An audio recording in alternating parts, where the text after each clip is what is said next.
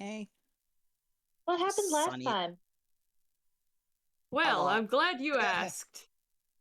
A lot. Although last session it was more like the shoot the shit session, and I dipped out because my energy levels were like at an all-time low. Yeah, I feel you there, honestly. All right, let Depression me. has been biting my ass. All right. So, Just signed to roll 20. what the? Hold on. Y yes, I am fucking human. Stop freaking verifying me, you stupid bot. Never. Okay, logged into roll 20 now. I realized I was muted this entire time. Yeah, it's all good. Cause I made several funny jokes and nobody heard them. I'm gonna go I would play have in laughed. traffic. I would have laughed if I heard them, Spider. Thank you so much. I did say no one when it's like what happened last time. I said no one trusts me. Why is this not working? What's going on? Nobody I can't play the music. What the music I fuck? bot, can not music I can play body. some music. Do do do do do do do do do do do What do are the do. brackets Wait, that guys, you're guys, putting guys, in? guys, listen, listen, listen. I'm playing the guitar. Can you hear that? Yeah, Can't the hear air it Vaguely. guitar's entirely. beautiful. Here, listen to There we this one. go. You're welcome. Yeah, you had brackets around the Ling's moon, so it wasn't I don't registering. know how that.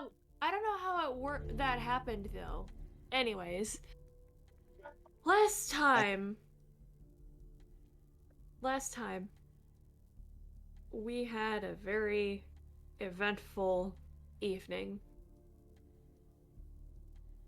at the graveyard. We found a homunculus made up of a few of the missing parts from Danielle's corpse. You captured the homunculus, and Frederick, or Fat Cat, he managed to gather the heart's blood that he needed to analyze in order to understand why Danielle was chosen for this dark act.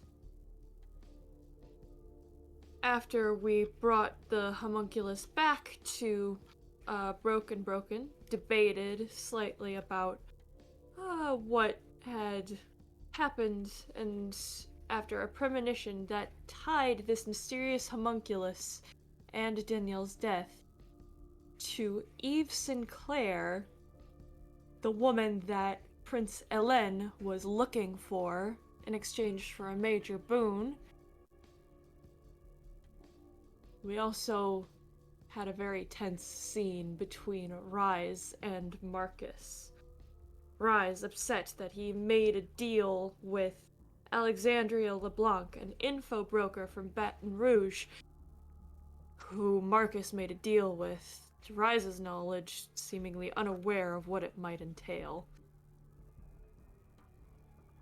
Marcus also got a clue as to the whereabouts of his brother and what uh, his sire Amber Francesca was up to before she was subjected to the final death at his hands.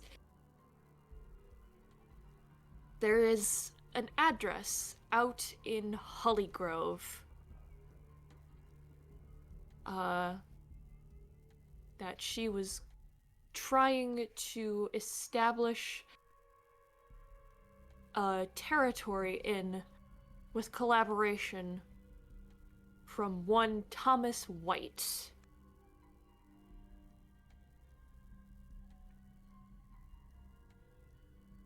We open up back in New Orleans after the tense confrontation. Unless I'm missing anything. Not that I can think of. no, Yeah, that's no, I think we're pretty good. clear cut. Yeah.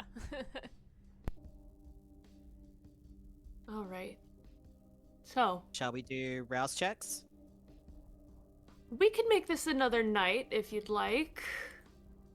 Probably a good idea to like just start fresh because that was a lot to go through. Yeah. Test. Are you muted? Oh. I don't Now know I can why hear we you. could- that wasn't working. Anyway, thank you. Sorry. Maybe maybe your mic was off.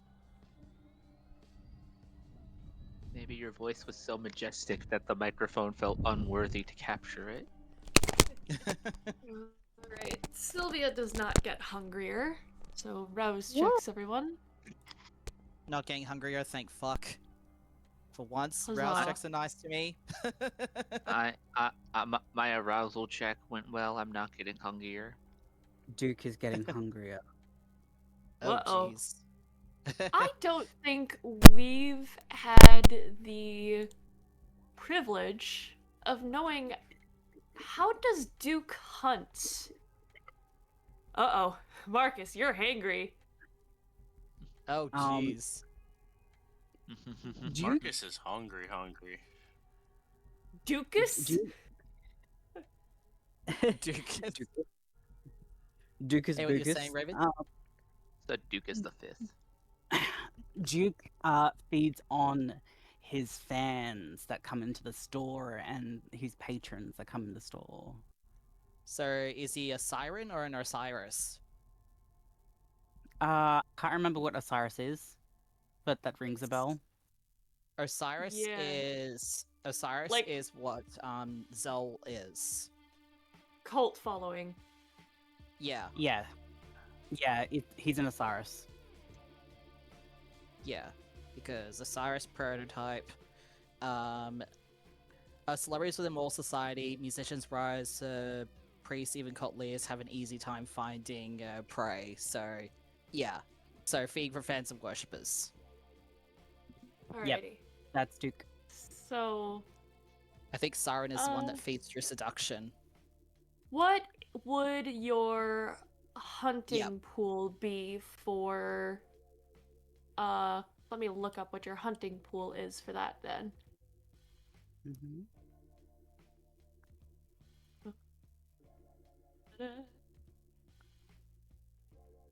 Alright, it is manipulation and subterfuge, or intimidation plus any fame that you might have. Do you have a fame merit, Hold on. Raven? I have a housemate chatting. What? Yes, yeah. So do you have a fame rating? Oh god. Where is my? It would be a merit. Yeah, I just got to remember. Got to find where my little Have you done a character sheet for Duke yet? maybe. I'm just searching my thingy. Okay. Speaking of character sheets, When I say thingy, I mean computer. Just so you guys know. we know. Oh, let's fuck me see. dead. Alright, no, I made one for May. I didn't make one for Duke. Okay. Ah, well, I we feel can like hash that dead. out later. Sorry. Yeah, it's okay. Like you've been through a lot. Your brain's not exactly working at full capacity. You're all good. Yeah. But you were settled on Osiris. Osiris, yes. Okay. Osiris would Do definitely you- have fame as a merit then. Yeah, because he's very popular. amongst the, Intimidation plus fame is the Okay. other hunting pool.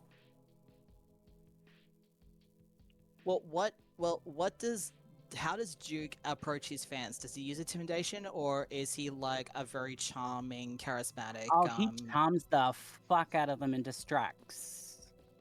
I would say manipulation and subterfuge in that case would be. Yeah, 100%. Okay, now we got that cleared. You're welcome, guys. Mhm. All right. Walk us through how, since you don't, I'm assuming you don't know like what his stats are. No, I don't. All right. I'll just give you a freebie. You've got a decent crowd of fans. how does he select his target? How does walk us through it? Walk us through the hunting process. Sweepstakes. Lotteries. Sorry, Well, couldn't help myself. Firstly, he would watch the kind of people that come into his shop and only go for the ones that are enamored with him or have some kind of infatuation. Because he uses his looks to his advantage, and his voice can put others at ease.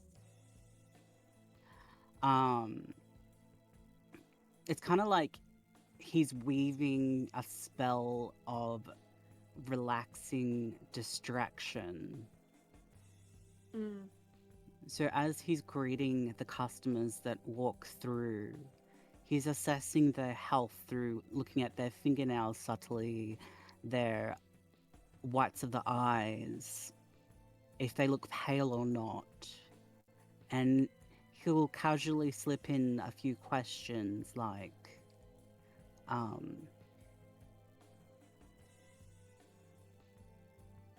something like,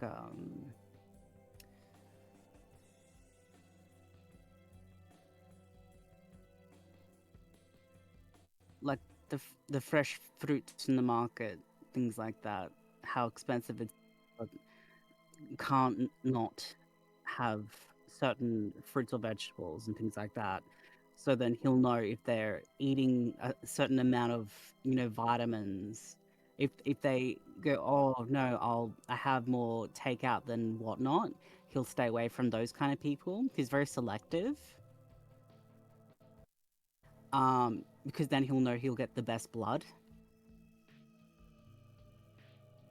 And then as he'll as he's chatting with them, he'll get them to, sit down, and he'll do a little tea reading for them. And as he will get them to close their eyes in relaxing and focusing, the tea will have a slight sedative. And as their body's relaxed and they're in a calm stasis, he'll then sink his teeth into them and drink.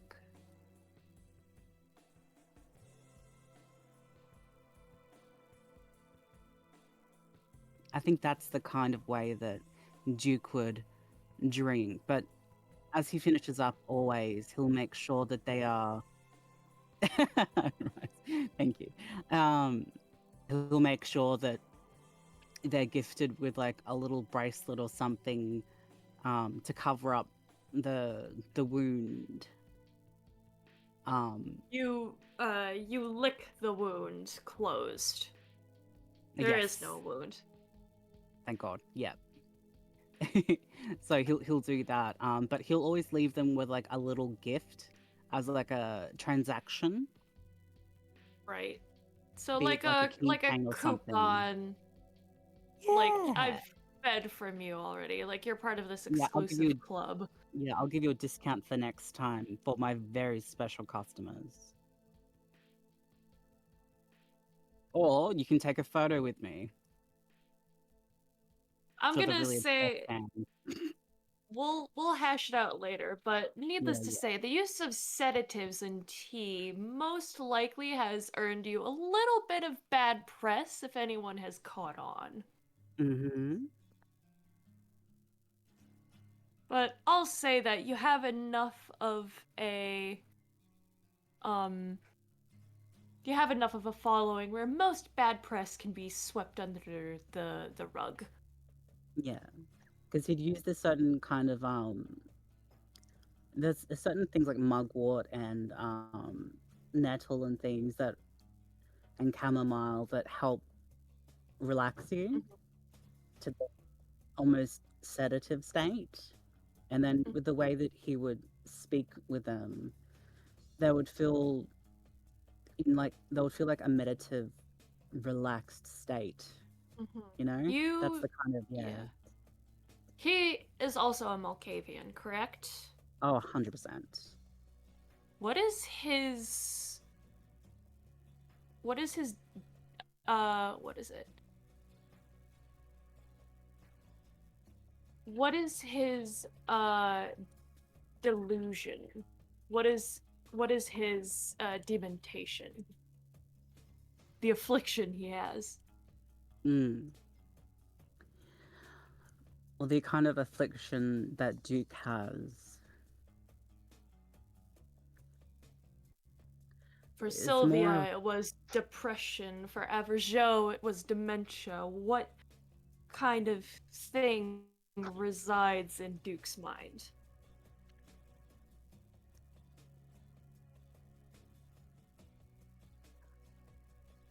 the kind of things that reside in his mind are the constant nightmares that plague his sleep, that he'll never get a restful night's sleep.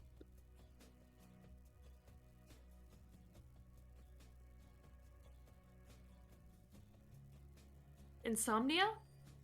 Yeah, it's a really bad insomnia. Night terrors. Yeah. Like psychosis kind of night terrors. Okay, so that'd be hallucinations. Yeah. Some kind of schizophrenia, maybe? Yeah, Delusions like of that. Like grandeur? there are times that when he's awake, he thinks he sees things that aren't there. Schizophrenia. Yeah. Yeah. So, I'd say when you do this, if you decide to take dementation as a discipline, would you use this to aid you in your feeding, basically? Make others see what you're seeing, what you're feeling, or have the desired effect, such as feeling more sedated, sinking deeper into the delusion. Yes. So he would use that to his advantage. So when he feeds on them, he'll tell them that he can allow them for a temporary look into their soul, so they might see signs and there'll be signs around them that will point them into their deepest desires or fears, and that's where he'll allow his visions and little illusions to transfer to them temporarily when he feeds. You go through your careful dance, weaving this illusion around your prey, and you see the stars forming in their eyes as they sort of fall into the trance-like state that allows you to feed, and they experience the euphoria of the vampire's bite. And soon after you slake your fill, they collapse onto the couch. And soon they would come to.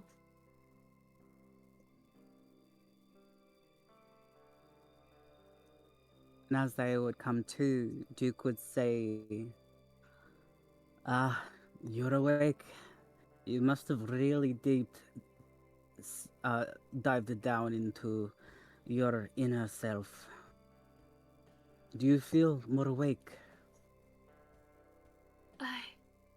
What?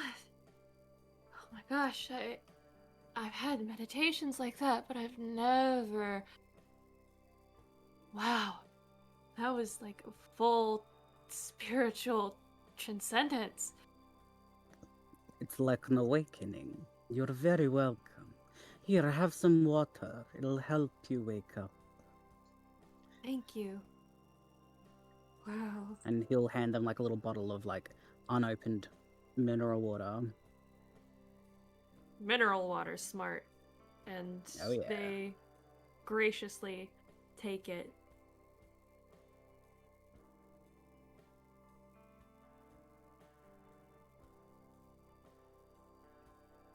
All right, Marcus, you, my friend, are extremely hungry. Are we talking like borderline frenzy or? He's at 4. Oh Jesus! So, you do have pain and panic at your disposal.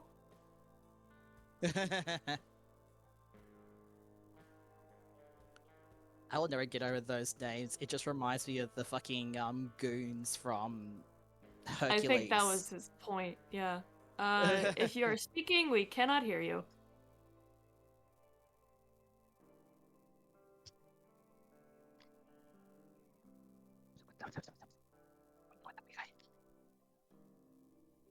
Steven!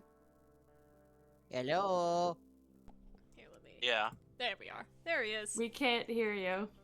It's Effin, my friend, my homie, one of the tallest Marcus, people you're I up. know. Thank you. The only other black person I know. You're missing Apollo there. I don't know Apollo. I've heard of Apollo and I've spoken to Apollo, but I do not know Apollo. Very distinct difference. I'm part of Aboriginal, I'm part black. Anywho. Steven, you're up. Lock it in. Marcus is hangry. What's he up to?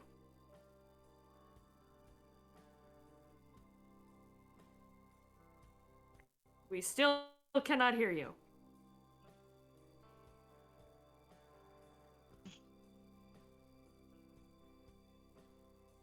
Maybe we should try provoking him. Well, we heard him for a second. Joking me?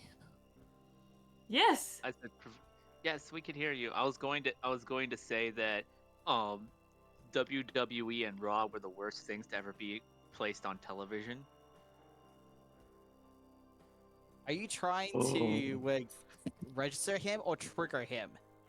Both. I felt Okay, my let's blood lock- pressure spike when you said that. Okay, I'm- let's I'm- lock in. Locking in again. Lock Steven, in. you're in a scene. Or Hey, Fox. hi. Also, hi everybody. I'm home. Yay. Yeah. Yeah, Steven, it's Marcus's I am. turn. I may or may not have zoned out for like 10-15 minutes there. No worries. Do you want me to come back to you as you start to lock in again?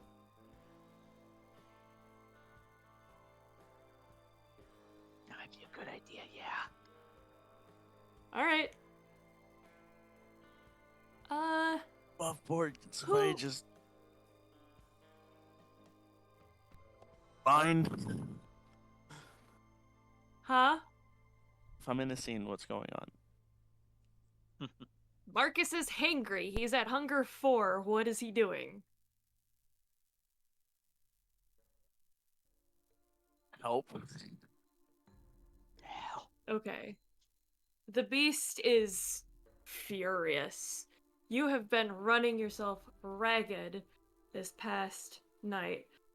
You had an argument before that didn't sit right. You know where your brother is. The beast is demanding satisfaction.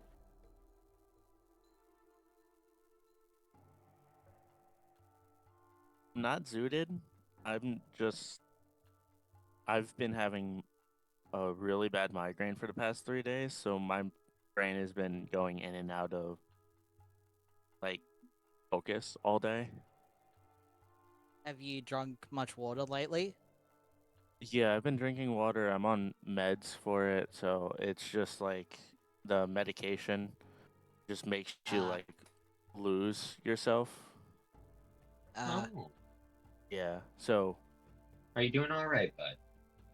yeah, I'm just lost in what's going on and seeing if somebody could We've said throw me like a 3 line and get times. me. Do you, Yeah. Steven, do you want It's a just scene partner? Marcus.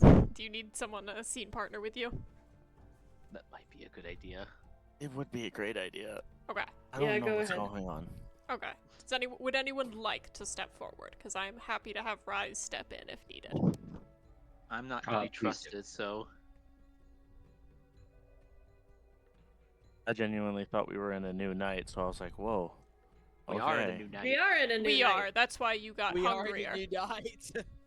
Okay, so real quick, we're running through, from what I get, because I came in late, we're running through the scenes one by one about how we're waking up and the hunger that we're at. Yes. So Mhm. Moon is asking you, the start of your scene right now is starting right now, this moment, is what are you gonna do about waking up and being at hunger 4? Okay. Moon, can you say something? Because I'm not actually hearing you. Hello. Oh Jesus! Did you hear that, Steven? Yeah, I can't. That was No, I that cannot was hear right Moon at in my all. ear. Oh, Oh no wonder my you've been having God. trouble. What the fuck? Oh my God, do you have Moon muted No, on your? no, I don't. Moon is max volume. I genuinely cannot hear Moon at all on my end. Steven, leave and come I guess back. jump. Yeah, Yeah. give me 1 second. Yeah. That No, probably would've no been a wonder lot of- Steven was so freaking lost. Poor Steven. Yeah. He's like, what is Anyone- happening? Anyone we're who's in my bullying him campaign, like even with I can't wait to everyone else- hear. I can't wait to listen to this on the recording. Anyway, This is so Okay. now good. can you hear me? What the- Yeah, I can. Okay, I welcome was back. so fucking lost. I That was a Walker and Charlie that- moment right there. That was a Walker and So Charlie good. moment right there. we were Sorry, bullying. We were the- like the one gift step that- away the from gift I bullying you. posted in Steven, chat like, was are you literally, not like, focused? Marcus right now? Okay, anyway, But no, Moon, no, would you it like was just to fun. You could hear Moon. would you like to reset scene Oh. now that Steven can hear you? Moon, Okay, can you that's just so funny. reset me real fast? Re- Now that I can reset. actually hear you. Okay, reset. Poor Marcus, The like, beast. help! Alright. The beast awakens first. You are starving. You're angry about last night. You know where your brother is. You demand satisfaction. You're pissed. And you're hungry.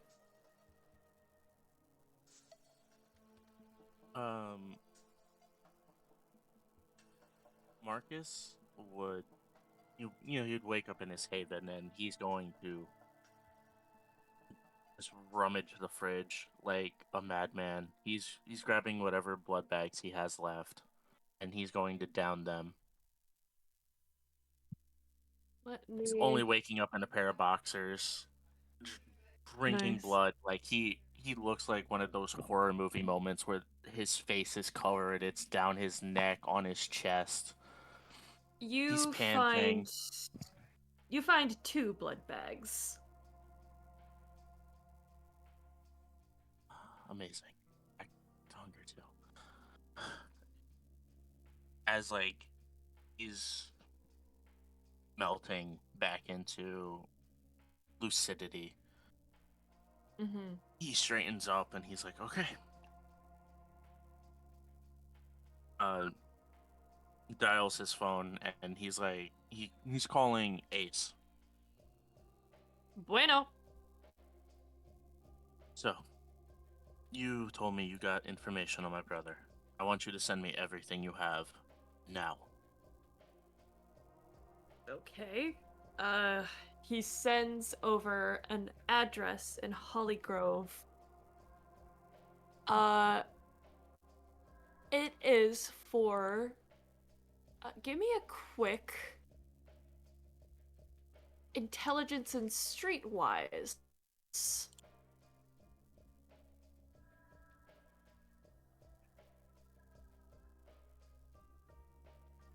You know what? Because he is pissed, I'm going to Blood Surge for this moment. Okay. By the way, you get all of your willpower back. It's a new night. And Oh, thank God. do I need to heal for like do I need to roll for? You know what? I don't difficult roll. remember what the hell that's from, so I'll just say nix it. All right, cool. I don't even remember myself, but blood surge, rouse, cool. Back to hunger 3. That's fine with me. What the fuck, Spider? Just to do that. Wow. No. Willpower reroll. No, that's not happening. Okay, There we go, 4 4 successes. successes. You actually remember seeing this place in the news. It was an old pharmacy in Holly Grove where it had like an old-fashioned soda fountain, and it was an apothecary a long time ago. Now it is being refurbished after being closed down for a while. It is now called Graves Goods. I'll put that in chat for you. A bit on the nose, but GG. Where your price is at 6 feet under. Jesus. Sorry, I couldn't help myself. Graves Goods. Oh, I like how that's spelled. Yes. Yeah, so it's meant to sort of play on like the old-fashioned, you know, soda fountain pharmacy kind of thing. Right. Okay, so my capture will- was on the nose. Yeah, you learned that, in addition to this, Amber was also trying to secure the whole territory as hers, and she was negotiating with somebody, but she had to do it through Thomas White, who is the proprietor of this store. Okay. And it seems that Joshua is either living nearby, working at the store, or both. Got it. Marcus is going to I'll say he hasn't hung up yet with Ace, and he's gonna be like, Ace, I need you to do me a small favor. Yeah? For today, I want you to make sure we have everyone on staff ready in case of anything happening. I don't like the way you're wording that, boss. Care to elaborate, Yeah. or... Let's just say I'm getting that gut feeling again from when you got shot up. Oh. Yeah. Hi. Levy. Yeah, not something I'm super ecstatic about, but Alright. I'd rather What's make the call sure. here? You want me to keep an eye out, or do you just want me to get the staff prepped for whatever chaos may come? Let's go with option B on that one. Whatever may come, have them ready. Just don't do anything too rash. Me? You still got an image. You still got an image to protect, boss. Me rash? When would I ever be rash? There's pointed silence from the other line. Was a telephone book sized file of incidents that had to be covered up. No, Mendiga. You know, I will keep myself in check. That I can promise. This, I swear. But Good. for now, just make sure everyone is on the up and up. I don't want any of us getting caught off on the wrong foot. Understand? Understood. Bueno. Anyway, I will keep you in the loop of what's going on. For now, I will make another phone call. All right. Be safe. I plan on it. Okay, good. And he hangs up. Marcus will hang up as well, and remembering the bit of an argument that he had with Rise, he thinks about calling Rise. Mm.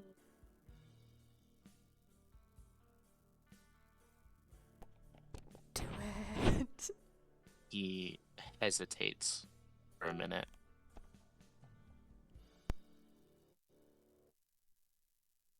I don't want to drag him into my problems. And he puts his phone away. Oof. He goes to Jade. And he's like, "Hon, Yes. I'm going out. Got some family business I need to take care of." Oh. Okay, love. Do you need me to come with you? I'd rather you keep an eye on Rise. I don't know what's going to happen tonight. And I'd rather not have everyone worry about me. And he's saying this while getting dressed, and Marcus is not getting dressed in like a normal attire. Mm.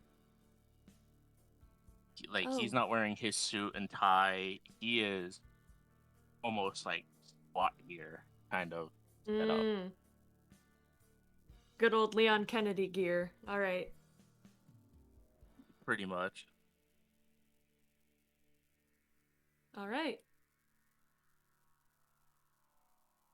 Let me see Jade what. walks over and gives you a gentle hug before you head out.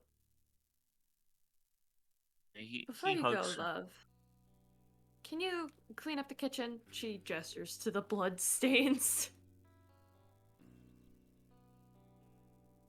He looks down and wipes the blood from himself.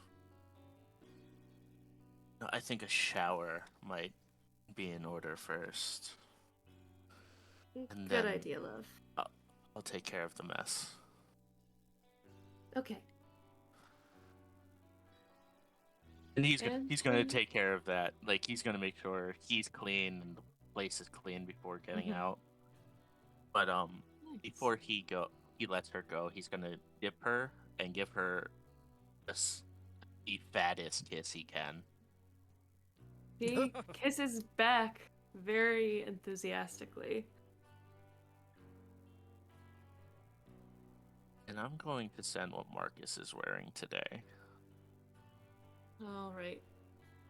We will come back to Marcus. Fat Cat. What are you Hey, up that's to? me. What am I up to? Well, it's a new night, right? Yep. Well, here's the thing. Fat Cat didn't get much sleep. Fat Cat, during the day, was going to go follow up. If I remember correctly from what happened last time, it was going to follow up on the morgue where the body was kept before we dug it up to see if there was any residual blood that could be scoured or found there, and kind of check to see, do a little bit of investigation around that area to see if there was could find any other people, connections, records, anything he could manage to get his hand on by talking to people. Okay. How will you be getting going into the morgue to investigate? Simple clothes. He doesn't have any of his tactical stuff on. He's this is the day. There are monsters out there, but the monsters he knows closely live at night. So he's just wearing his simple leather coat and coming in. Lovely. So you can see that the morgue is sort of bustling around, and you walk in confidently. Question mark. You walk in and you start heading to where this stuff is kept that you're looking for. What exactly are you looking for? So specifically what Fat Cat had proposed when the morgue drew the blood from her, it either and filled her with embalming fluid. They off-putted all that blood somewhere. Where does it go? And was In it the sewer. kept in the sewer? Well, above board. Storyteller kind of said that. Fat Cat is under the assumption that there could be residual stuff there, or True, yes. he could find if somebody did, because he doesn't know, to find out if somebody did finagle that and get all of her blood. There might be something to be. The blood is valuable, so he just wants to follow up on a thought and find out if he can figure it out. If there is nothing there that you've prepared, that's okay. Okay. I will say that you will need to convince somebody to get into the morgue space so that you can Mhm. look for any residue. Yes. But as far as blood tests go, the only thing you're likely to get is most likely a tissue sample from an autopsy. Well, here's the thing. How I'll convince somebody to get in is he will just say he's a PI and he needs to investigate something. Okay. Then let's do it. So you see someone sort of at the front desk sees you walking through, and they kind of wave to you, getting your attention. Like, excuse me, sir, can I help you? Oh. Hello there, ma'am. There have been. Kind of walks up slowly and just kind of places his hand over the counter. What's your name, ma'am? I'm Colleen. Colleen. My name is Frederick. I don't know what your opinions may be about the law and what you hold as truth in your heart. I just want to be honest with mine. I'm a PI locally, and somebody brought in a case. Now we're not supposed to do this, but Colleen, I feel like I can trust you. There might be somebody may have tampered or kept somebody's blood that was embalmed.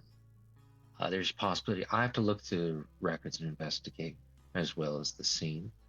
This cannot go up to management because this is more of a subtler thing. So, Colleen, I'll ask you, will you trust me on that? Roll either manipulation subterfuge or manipulation persuasion. Sure. Let's see. Where's my social? Try one. Persuasion or subterfuge? Yeah. Okay, they're both one, so that's fun. And my social manipulation, that's 2. So the total dice of 3. And he stays at hunger 1. I don't have it marked, but I know he's always at hunger 1, actually. Did that roll this?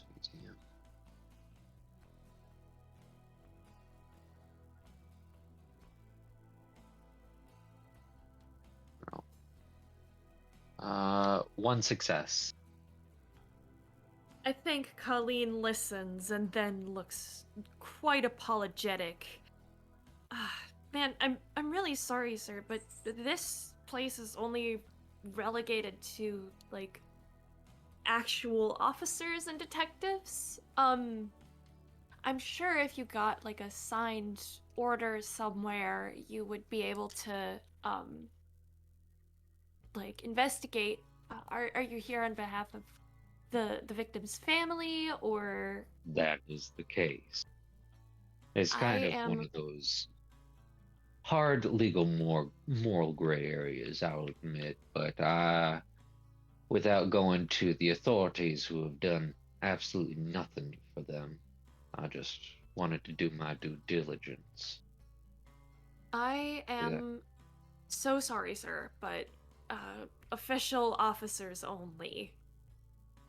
I understand that you're probably looking out for the family, but sadly, I can't let you back there. All right.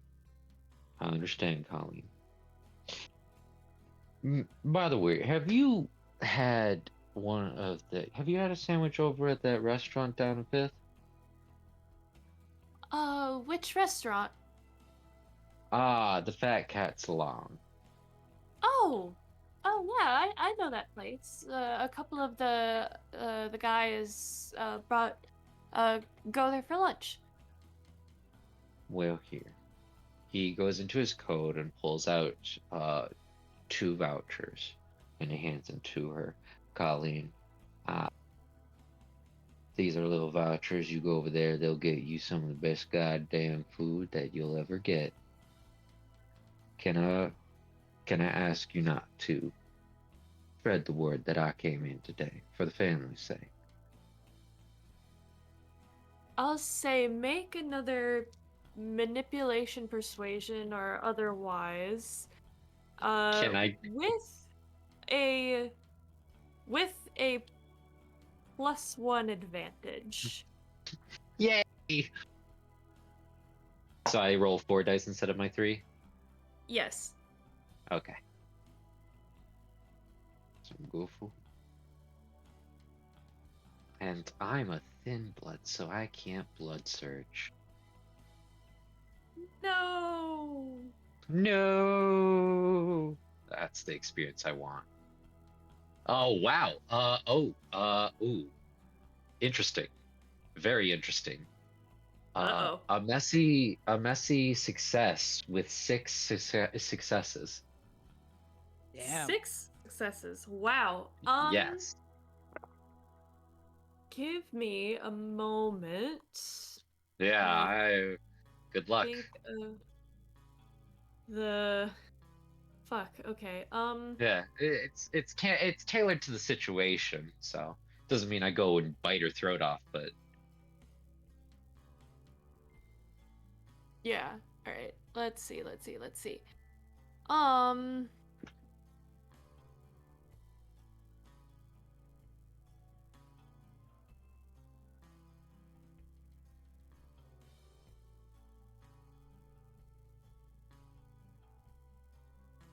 Hmm. oh no, I broke you. Yeah, I don't really know what would really be applicable here. I'd say maybe like regret of inaction. Good of an action. You know what? You know what I'll say. You know what? Bloods, do you remorse you know, checks? I'll improv it. How's that sound? Okay. Yeah. So he just says, he kind of starts with that. How does she respond? Oh, she accepts the vouchers and is just like, oh, okay. Mum's the word, I guess. Well, would you like to know a secret there? Something that you would like to know? That's Sure. actually my restaurant. It's a global chain. They say I'm the best cook around. Sir, I thought you said you were a private investigator. Hey, can't we have both things in life? We use them both. You gotta eat even when you're chasing down some hot leads always. I mean, I suppose that's why you're popular. Yeah, of With- course it is. My food is the best, Colleen. Colleen, I promise you, if you come over, you will get the best meal that you could ever get. And I promise you, you bring anybody there, they'll fall in love with you just to have something of mine. Okay. You need anything else, sir? No, I think that'll be it. You have a good day, Miss Colleen. And, just because I want to be truthful, you're not going to tell anybody. I You understand? yeah. Good. I- Good. I just wanted to make sure we were both on the same page. Good night, Okay. Miss Colleen. Yeah. And- You too. He leans back and just does the eye, like, fingers to the eyes back at you. I'm watching you motion real quick, and then leaves. That was I went into Sins with that pride and a little bit of sassery. And you can give me a compulsion to ride later if you want, or anything. But yeah, that's what he's going to do. He's not going to go any further with that. He's pushed as far as he can. So he'll just go back home, see his wife, and then take a much smaller nap than what he was hoping for. Okay. Do you do anything with the blood that you gathered last night? I basically I preserve it. I have Okay. I have my laboratory. I can preserve this. Okay. That's Do a you- tomorrow night. Actually, you know what? I think he starts on research. I think that's why he doesn't get, because I have night terrors that sometimes, whenever I'm in a scene, sometimes I'll just get randomly negative ones based on night terrors, and I'm chalking that up to he spends more time awake in the day than he really should, and so he's not getting enough of his day sleep. Okay. Why So- don't you? What would be the rule for this to analyze the blood? I would like to propose a intelligence and what is it? I built this specifically, science. Intelligence and science. Okay. I'll say add your blood alchemy level to this. Ooh, I was gonna say add my Haven laboratory rating, which would be a +1. Oh, what would be your blood sorcery rating then? My form. Thin Blood Alchemy is Oh yeah. is the name of it. Yeah, Thin Blood Alchemy. I have 3 in alchemy. Okay. Take that, your Okay. science, and Uh-huh. your laboratory, and roll them. Okay. What's your Intelligence. pool? Let's see, so 4 intelligence, 2 in science, plus a 1 with laboratory. So that's my 1 merit. Yeah, with food specifically. Yeah, so that would be in total 7? 6 plus 6 plus 7, and then add blood alchemy. That would be 10. Okay. Complicated math in my head. Sorry about that.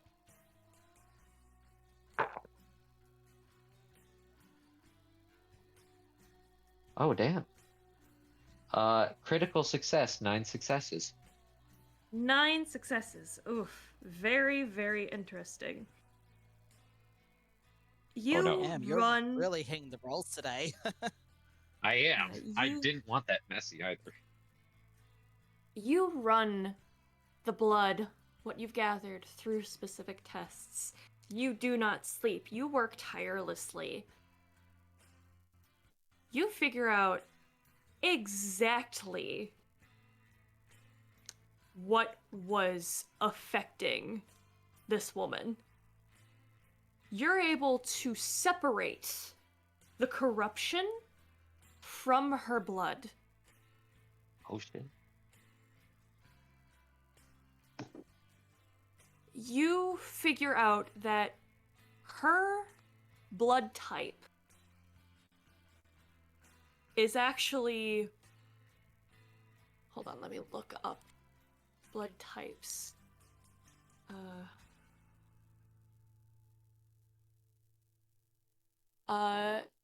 Blood type is none of your business.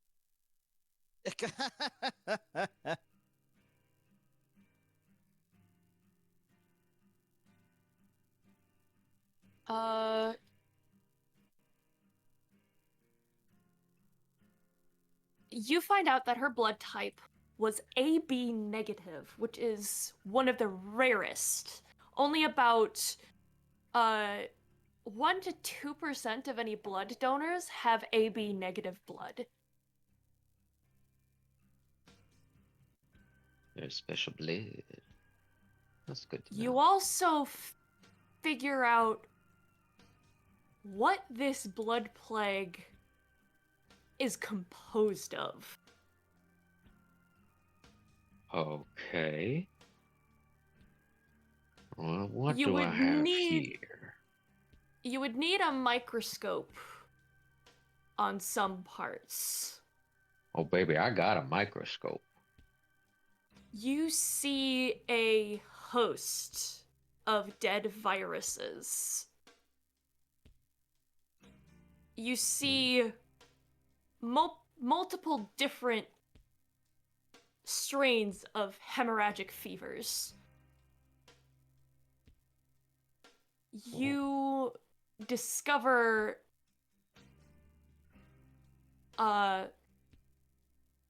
sort of a liquidy resinous substance that gives off that it gives off that sickly sweet smell. And as for the rot, you find that it's from a compound found in certain venoms that causes necrotizing fasciitis. I don't even know what that Basically. is, but Fat Cat does. Flesh-eating disease. Oof.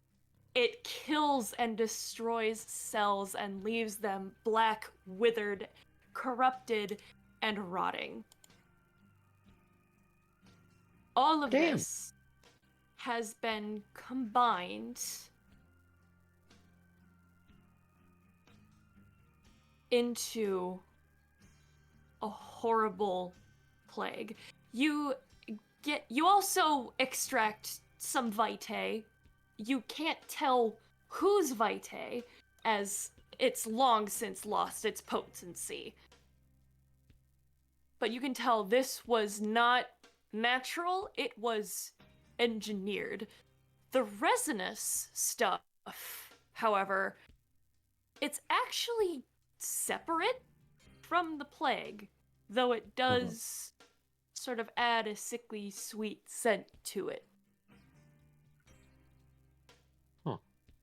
So you are left with human blood, AB negative, a resinous, fragrant substance, and a cocktail of dead hemorrhagic fever viruses, old vitae, and necrotizing venom. Just to make this simple, I'm gonna have him. He has. I think you know what it is. I think he has Marcus's contact information specifically from Averjo, and he directly DMs you this information, Marcus, and saying spread it to your team. See, let them Noted. theorize, since you guys have been working with this longer than I have. Give me any theories that you have on the subject. I've gone as Marcus- far as my research, as much as my knowledge can take me. Marcus will just forward a message directly into the group chat. You all see this information. The resinous, syrupy substance, the pure AB blood, and then the cocktail of, vitae, virus, and venom. Yeah. Okay. What do you do with this information? The group or Fat Cat? The group. And Fat Cat. Let the group go first.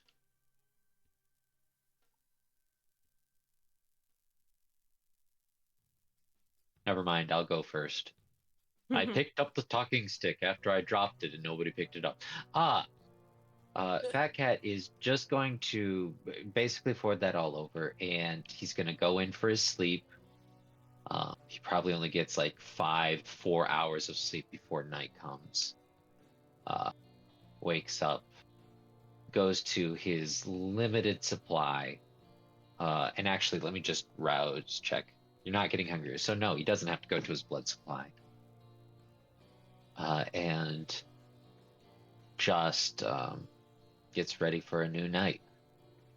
He puts on, he follows up with Marcus now. I think he sent it early in the morning, so as Marcus wakes up for the night, he sees that, and then you shortly get a text after that from Fat Cat saying, I don't know if you're awake right now, but I just wanted to ask if you wanted me to follow up with anything for you.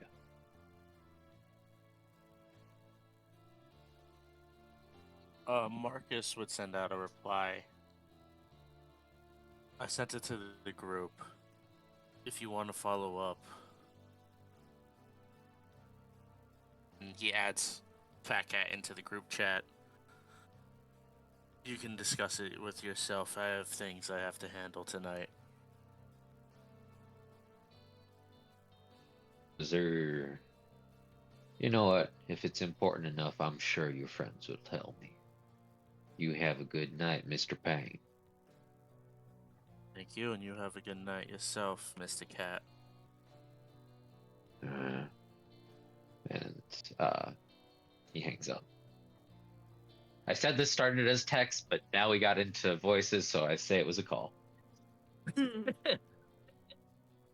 Sudden scene change. All right. So, Alistair, you were pretty keen to get your hands on this information. Yes, I was. How are you reacting to this? You get a follow-up text to the group chat, just introducing. All right, I guess I'm part of this. It's Frederick here. I've reached the extent of my scientific knowledge of this. I know some of y'all's know the more occultish magics. So do with this information what you will, and I do have samples if you need a sample of the blood. Alistair is checking the messages, actually quite surprised that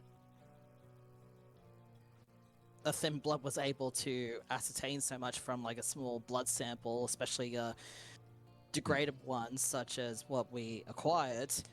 And he is on his way to, he's actually walking to Xavier's tattoo parlor with the still very feisty homunculus in the jar hidden in his coat. He's had to rattle the jar a few times just to get it to calm down, but it's to no avail. This thing is running wild, trying to break out of the glass. It definitely is. It is very unhappy to be captured.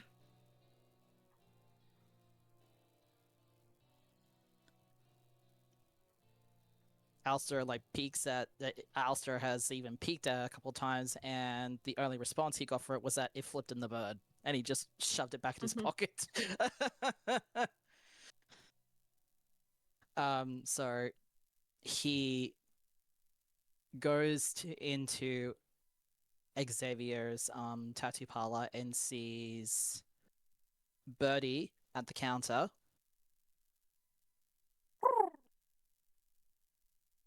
Hello, Birdie. Is Xavier in? And she goes back and looks for him, and he steps forward somewhat languidly, sort of with a long cigarette holder a la Cruella de Vil. And he kind of puts his hands on his hips. You said you would visit me yesterday. We got tied up. I apologize, but I do have something of interest that you might be able to help me with. Do you mind if I come in? He nods and sort of gestures to bring you to the back. You're led to a sitting area that is, full of velvet chaise lounges and his collection. Has Alistair seen his collection before?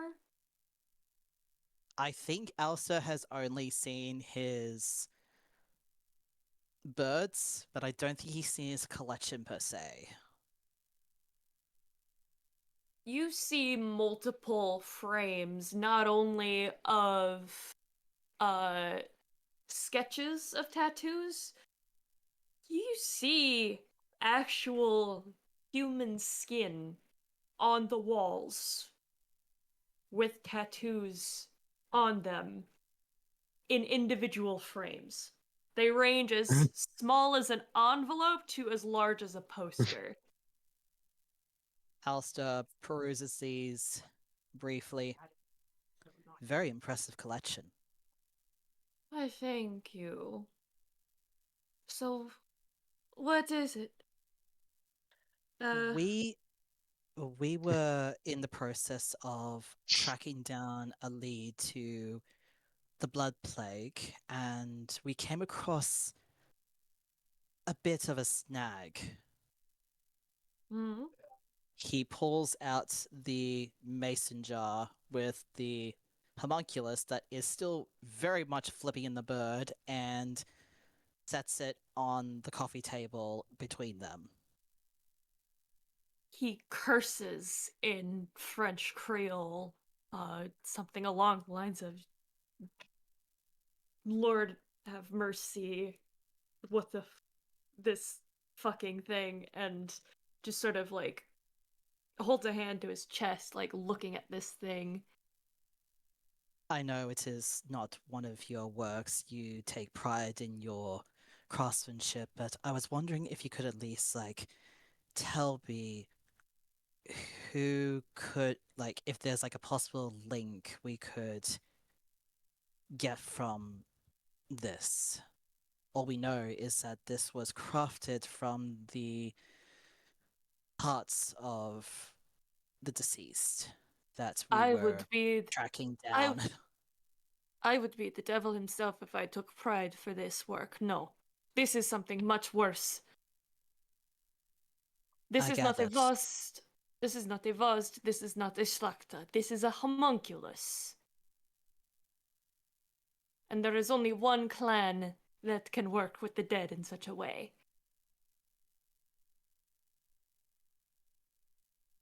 Alistair takes a deep breath, already knowing the answer, but he asks the question anyway.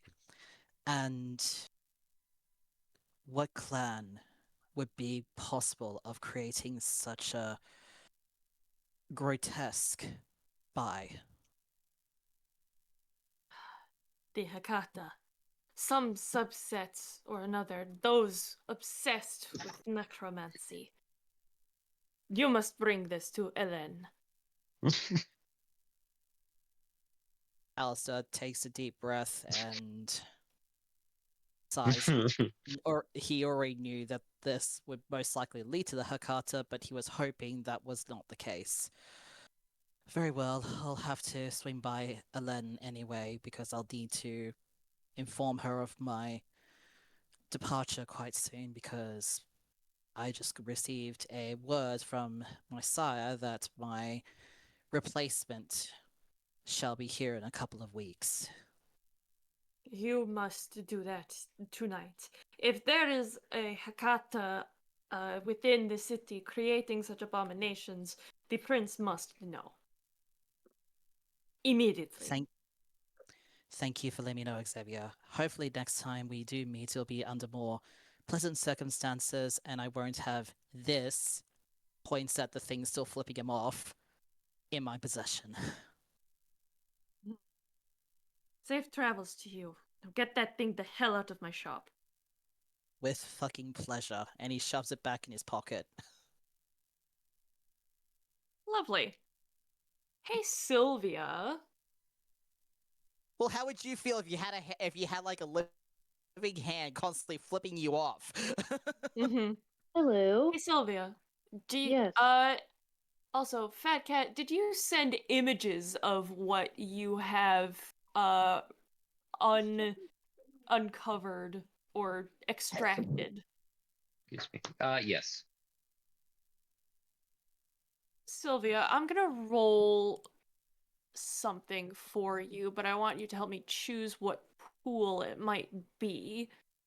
Okay. We could do intelligence investigation, or investigation and resolve. Resolve. All right.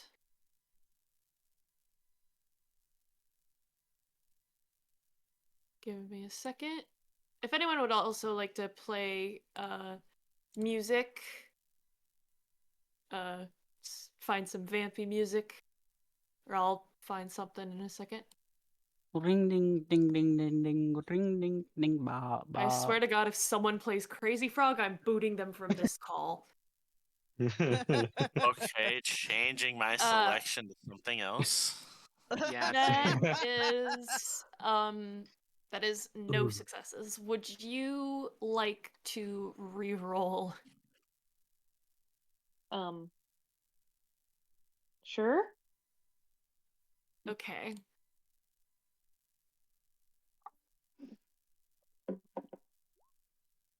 Okay, 2 successes. You realize that the golden serum that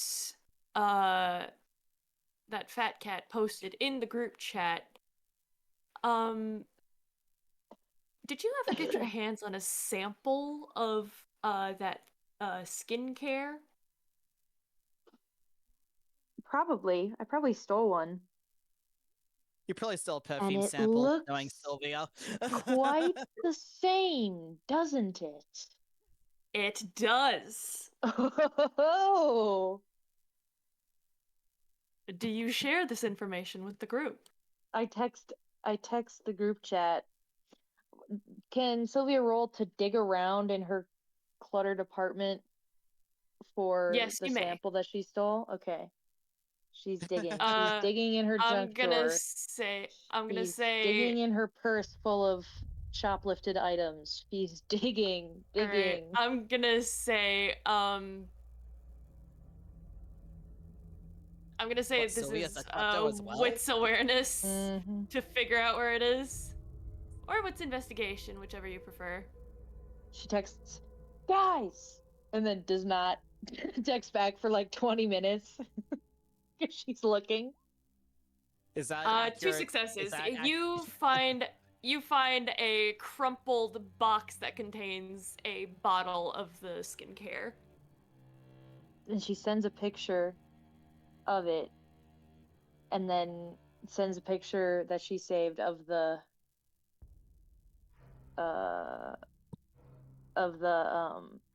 the this the sludge that was in the group chat, the sample, The gold blood serum. sample. Yeah. She sends them side by side, and then she's like, "Guys, are you seeing what I'm seeing?"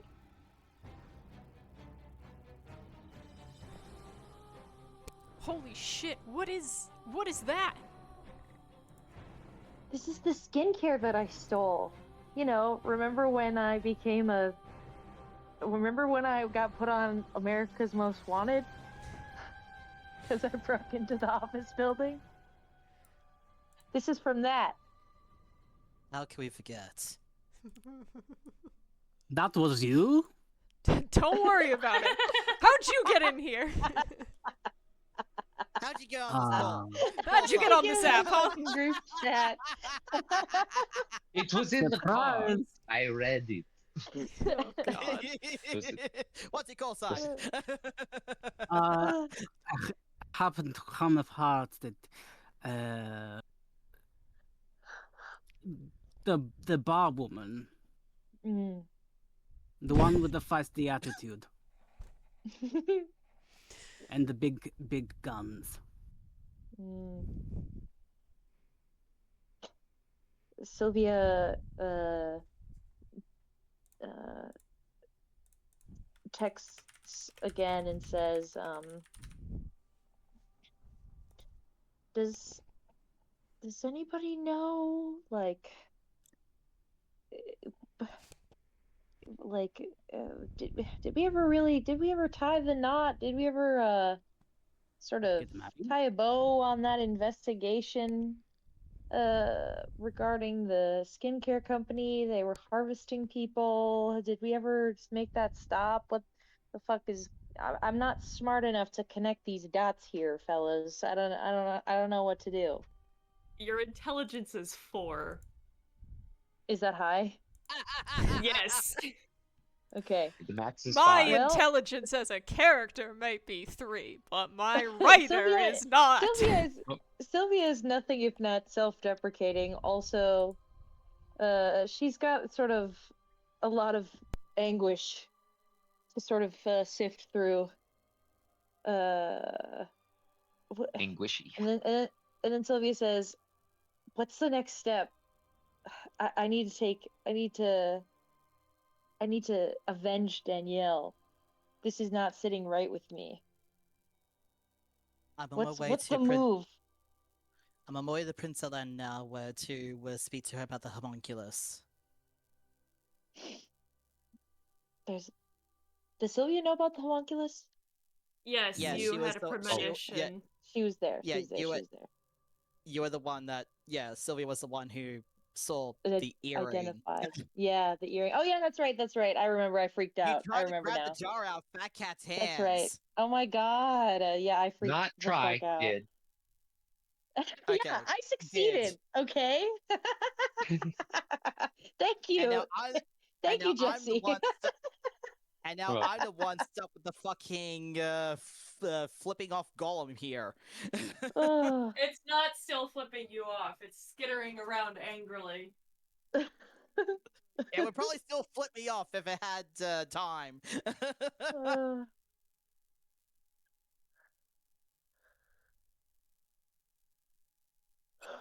Sylvia strokes Templeton and says, "We will get revenge. We will get revenge. We will get revenge." She enters a sort of revenge trance. I'm here for it. Oh my god. You may have to Fury Frenzy. Oh. Why? How? So, I will do a resist frenzy roll for you. If you go into frenzy, you will most likely be angry enough to cause harm to something. Interesting. No, not Templeton. Never Templeton. Sometimes Templeton. Also, that Yep. gift Only was like the emotionally. perfect, like. Mhm. Also, that Templeton gift I just I posted is call like him the fat perfect sometimes, image and of it the hurts his homunculus. feelings. His little nose will twitch a little bit less. Okay, let's frenzy, or let's roll Oh, for that's frenzy. cute. One success, even one success Oh. means you succeed. Oof. Oh You God. control yourself. Okay. Well, Self-control. Yay. Look at that little guy scrubbing himself. Well, Well, about that. no successes. Oh shit. Sylvia's so mad that What does her anger look like? her anger looks like sort of a deathly still, like frozen, like she doesn't move, like like her body is completely like dead, like she almost looks dead, like her eyes are glassy and glazed, and she could stay like that for a really long time, for like even an hour, but then once she just can't, once the anger is like too much, she starts smashing shit, just like knocking over bookshelves, throwing pots and pans against the wall, breaking glasses, tearing things, paper. You hear Templeton squeak as your grip turns tighter and tighter. He worms his way out of your grip and skitters under the couch as you begin to rage. Furniture, books, glasses, pots, pans. You are a hurricane, a frenzy of anger. You throw everything, and by the time you realize what's in your hand, it is too late. No! You throw a picture frame of you, your daughter, and Peter to the wall, and it shatters into hundreds of No! pieces and tears the picture apart. No!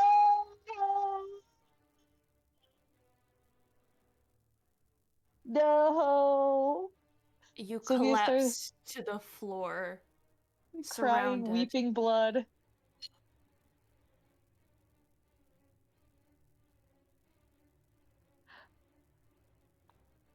What's my daughter's Templeton. name again? Joe is already doing his work. Heidi. Heidi, I knew that. Heidi. Heidi.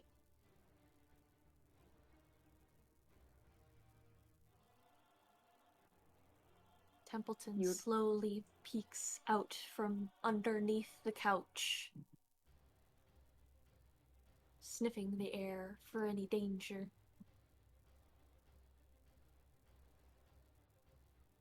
He slowly skitters across the floor to his mistress and lays a tiny little hand on your leg. Oh, Templeton, I don't deserve you.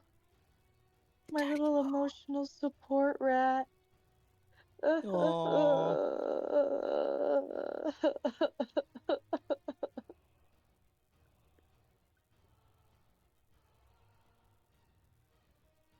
She cries blood. This is very intense music. I like yeah, it. Like, is this Bloodborne? I think it That's pretty is. fitting. I think it's pretty fitting. I'm not gonna lie. I You're agree. You're welcome. I You're chose the this. best spider. It is it's literally just the Bloodborne Yeah, I was entire. about to say, it's like, why does this sound so fucking familiar? Of course, it's one of my fucking hyperfixations. The Bloodborne. Yeah. Souls-like in general, but Amazing. definitely Bloodborne. My particular Souls-like hyperfixation is Sekiro. Hmm. I am having a time with Owl right now. Ugh. Yep. We Good luck. Yep, lock in. we now go to Marcus. You're out in Yes. Hollygrove. Unless you had somewhere else to be. Can I jump in above board? Can we do Rise first? There was a scene we're gonna do. Yes, Rise, go ahead. Perfect. So when Rise first wakes up, I think he hadn't seen the group chat yet. That hadn't happened yet. So he sent a message to Marcus, said, good morning. Wanted to apologize for my reaction the other night. I'm still not happy, but I know you did what was best for the community. I love you. And which he is left on red. Then all of the other news starts coming in, and he had texted Marcus again when he saw that Marcus was responding and had been like, what's going on, Marcus? Once again, left on red. And so he is going to go up to their apartment, Marcus's and Jade's apartment, and he's gonna knock. Jade opens the door. Oh, hi, honey. What are you doing here? Hey, Jade. Is Marcus home? You just missed him. He headed out for the night. He seemed a little bit off. That's probably my fault. We got into a bit of a argument last night. I was wondering if something happened. He was very quiet when he came home yesterday. Yeah, I tried to reach out and apologize, but he had left me on red and then was responding in the group chat, so I was hoping maybe to, see him and talk things over. But, yeah. Do you know where he went? Where he said he was heading out to? Above board, would Marcus have said where he was going? No, he would not. No, he just said he had to take care of something. Take care of something. Gosh. Did he happen to mention what he was taking care of? She shakes her head.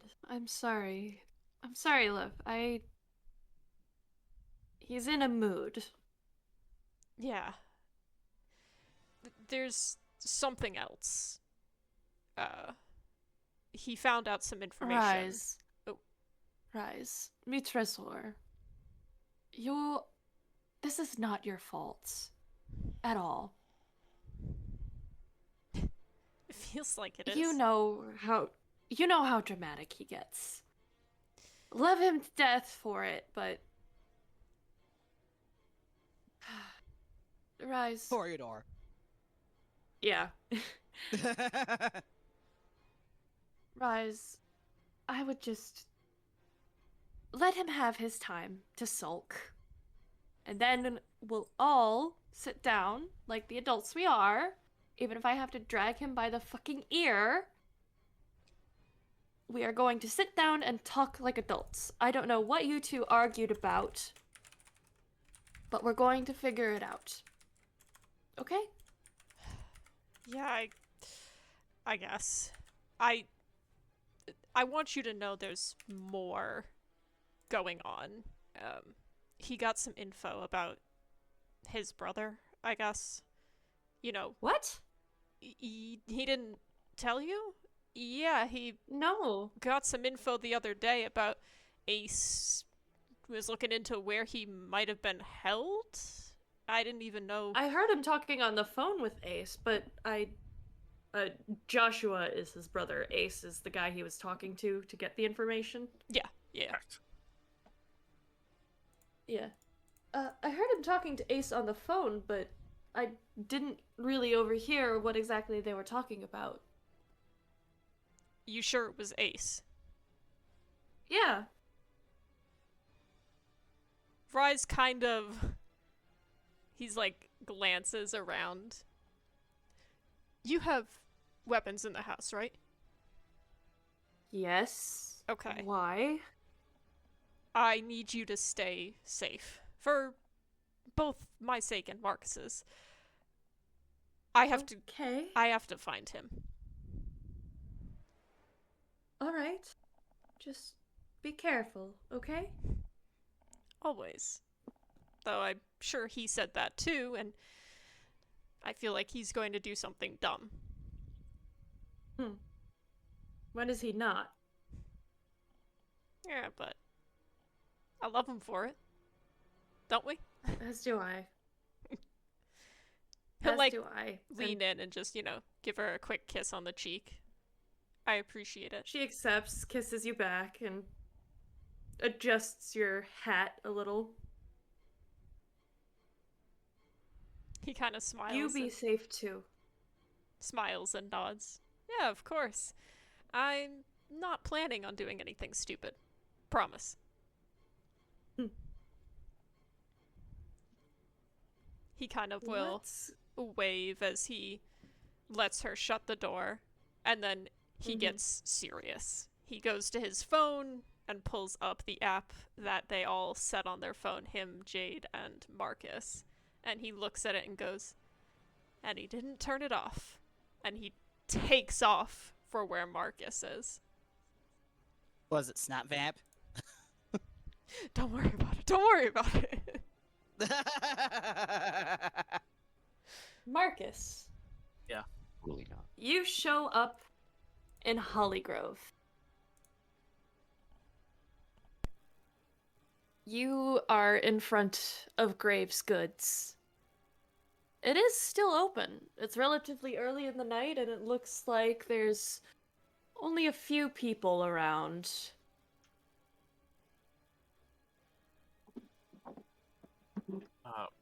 Before we continue with the scene, may I ask you to join me in secrets for a second?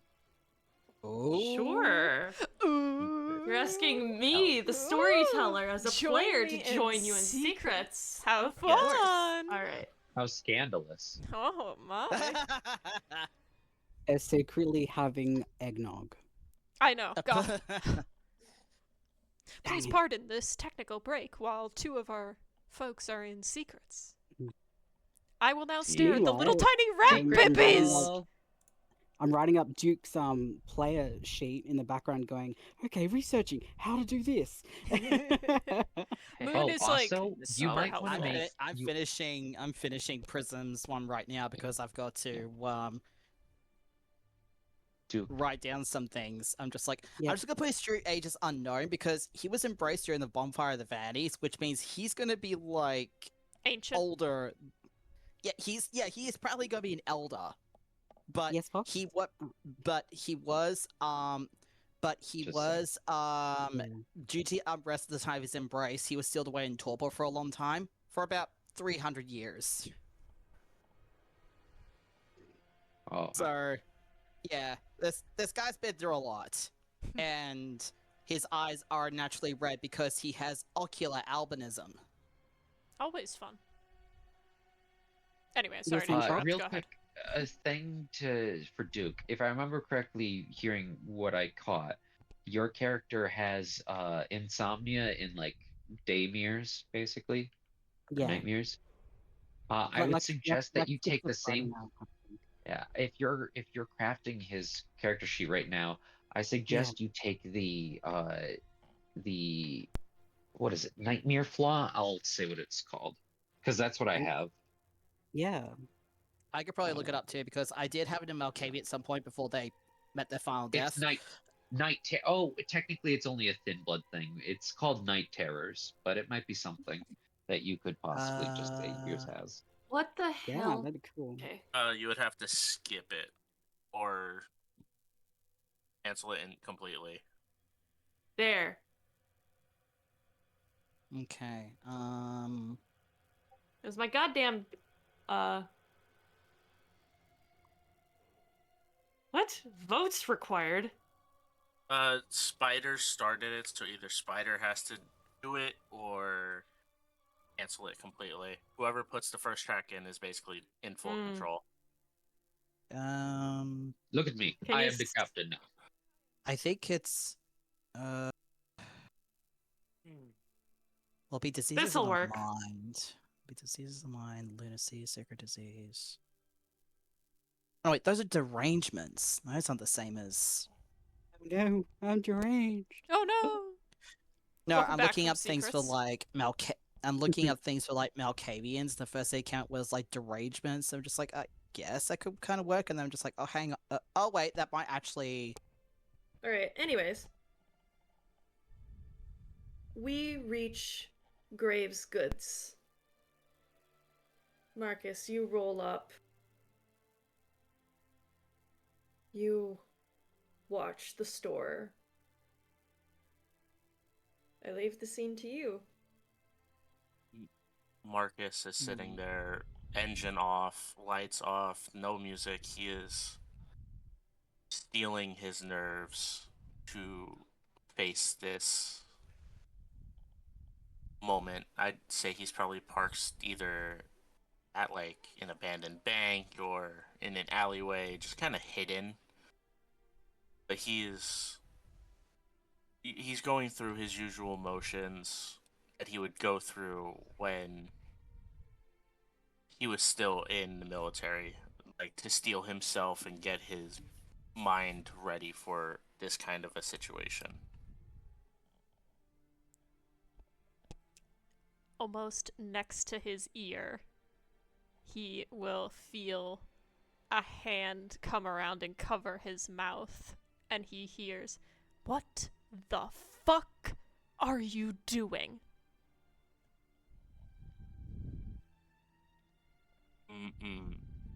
He slowly removes the hand from his mouth. Hey, love. Rise is That was glaring at him through the mirror from the back seat. What are you thinking? You didn't tell Jade anything, and then were you gonna just hope that she didn't set up any traps for you? I wasn't thinking, if I'm being honest.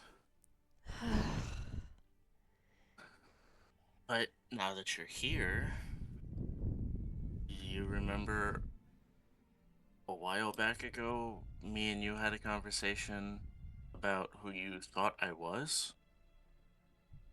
Joshua, right? Yeah. He's in there, and he points to the store. You actually... Joshua is alive. Ace actually found him? That shouldn't be possible. Is he like us? I believe so. Either that or he's a ghoul. I'm not sure, but when I killed Amber, I had Ace take care of it. He found all her contacts and everything, and this is the information I got. This is where I am now. He like wraps his arms kind of over the seat, leaning forward. So, how do you want to do this?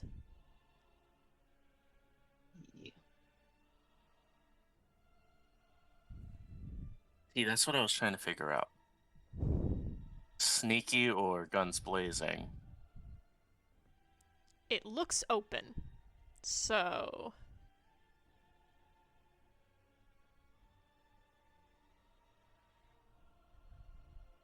You want to walk in with me? Do you think that's a good idea? It's that or we sneak in the back. Well, you know I've always liked stealth. That wouldn't be the first time I went through the back door. And it won't be the Bow, last. chicka, bow, bow. God fucking damn it. Sorry, my knew it was ADHD took coming. over. I knew it was coming. Sorry. And Marcus gets quiet for a second, and he just says, I'm sorry. Me too. I'm sorry about everything. Well, I'm not. Because, you know, if I was sorry about everything, then I'd probably have died in World War II.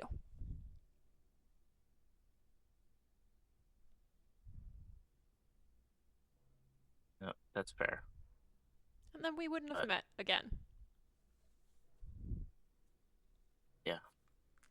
But I'm sorry for what I've put you through, and for not telling you about where I was going, and not answering your messages. Just, just wrap it easy, nice with a bow. I'm sorry for just this past month and a half. Well, you know, we're gonna have fights. It's gonna happen. We should talk, because I left Jade, basically, by telling her you knew more information about a possible sighting on your brother, and told her to lock the door and keep the weapons close. So that was probably stupid of me. But, in my defense, I wasn't thinking. Either He way. he slowly pulls out his phone, goes to the group chat called the Three Hearts, which is just him, Rise, and Jade, and he sends out a message. Found out my brother is still alive. I went to go confront him by myself. Rise caught up to me, and we're gonna go handle this by ourselves. Stay careful, stay safe. I love you. I promise I'm coming home. No, Mendica. Estúpido! Love you too. Rise giggling in the Rise. background. Rise, at this point, you get a message, your first direct message from the Fat Cat. You hear a ding on it, and it's Fat Cat saying, Rise, if you would be ever so kind of you, I have some information and a few things to offer you tonight. I'd like to touch up on how we're going to get a hold of a patient with the prerequisite things that we need to have for the possible cure. Stop by later tonight for a meal. Rise would text back a quick, that sounds like a plan. Should hopefully be there in an hour or so. All right. He whispers in Rise's ear, make it 2. After we're done, I'm going to blow your back out in this car. He texts back, I lied, make it 2. All right. Just will give me more time to prep.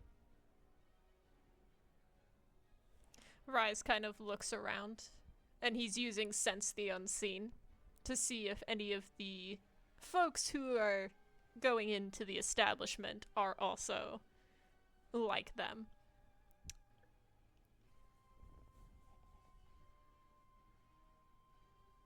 Would he sense anything? What is he doing? He's just using kind of Sense the Unseen. He's kind of, watching the area, being like, is the establishment we're about to walk into full of vampires or others? You actually do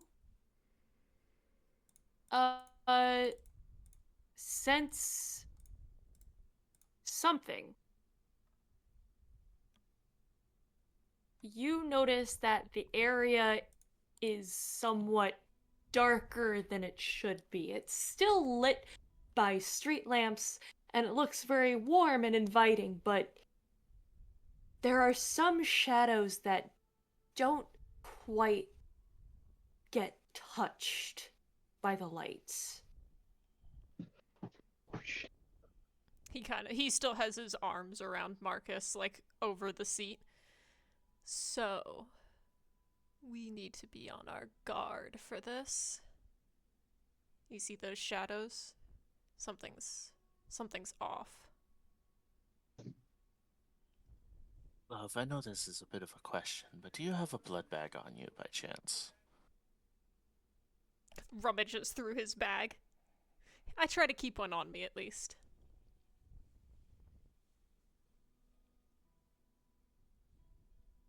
Marcus is going You- to take the bag. I want to do something I've never done by force. Okay. Mm-hmm. I'm going to take a drink. I'm going to use a rouse check. I want to activate Premonition and see what I can figure out within like this next hour of what's going to happen with Marcus Ooh. confronting his brother. Okay, Tori- so you are specifically Tori do a deep trying to premonition? see. Good luck. They do have aspects. Yeah, Some have that's aspects. interesting. Marcus has aspects. Okay, It might be a you're back. might be a feeding type advantage. Anyway, So that's what I want to do. Because it's not being activated by you, I have to rouse for it. This is why I wanted the blood bag, because Okay. I was at 3.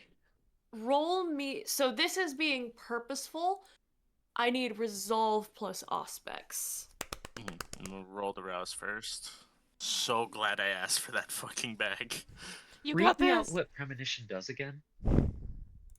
Premonition. You experience visions of the future. The storyteller may activate this power passively with no cost. When used actively, the user must make a rouse check and roll resolve plus aspects. Mhm. It just says visions of the future. It does not say what the visions are. Absolutely jack shit. No, You know I'm what? going Yeah, go ahead. burn a willpower, and I'm gonna reroll 2 at least. The dice are not with you today. Come on. That's 1 success. You focus hard on this. You focus hard on the building. You try to see past its walls, past the shadows. You see. You don't see your brother. You see somebody else. A statue, a ceramic statue. You see someone's foot crush it. A laugh, a woman's laugh, cruel and cold. She lifts it off, and the blood from the shards in her foot flow into the cracks of this statue, and it reforms, dyeing the once bone-white porcelain a deep, dark red.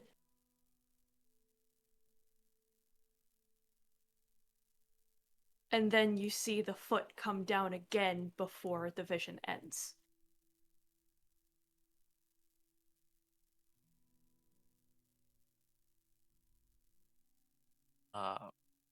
When Marcus goes into this premonition, his eyes glaze over. They go from that like shiny purple to something he hates. They turn amber. And he has this moment of premonition when he comes back and they turn back into the amethyst purple that they are usually. He tells Rise what he saw, and he's like, "Oh, my gut feeling is not happy about this, but let's do this. Lead the way. Fair enough. Alright, because I'm gonna do this first. Wits and awareness. With my Auspex is 2? Yes, okay. Rise is gonna take the look around. Damn, 3 successes. Okay. You look into the store and you can see that the last couple of customers have come out for the night. You see someone behind the counter sort of wiping things down. He's dressed very plainly. He's got an apron on. He's got one of he's just got like a casual apron on, plain shirt, dark curly hair, dark eyes. He's just sort of, working away. You do know that this is not Joshua. I see one employee cleaning up. It's not him, though.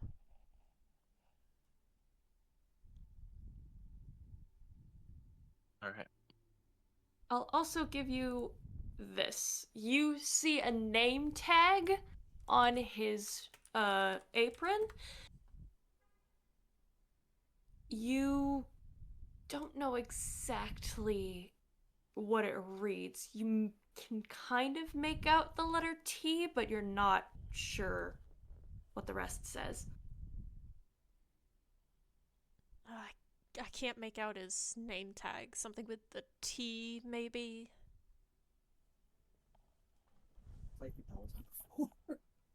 Alright.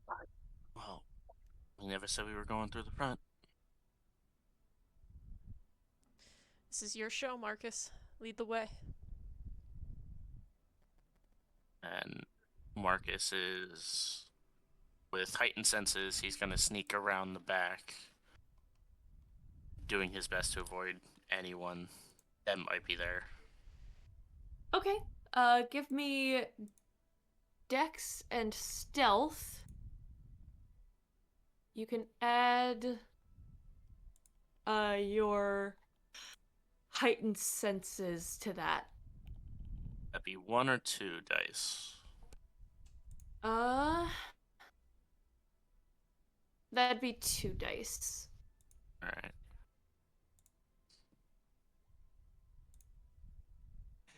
It's not bad. You're able to make your way around the building. Oddly enough, you don't see any security cameras. But at the back door there is an alarm.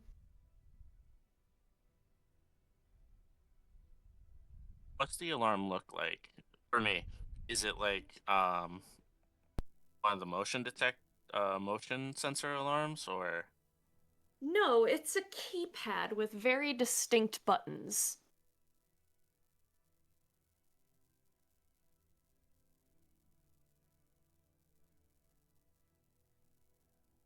What are the buttons? Numbers.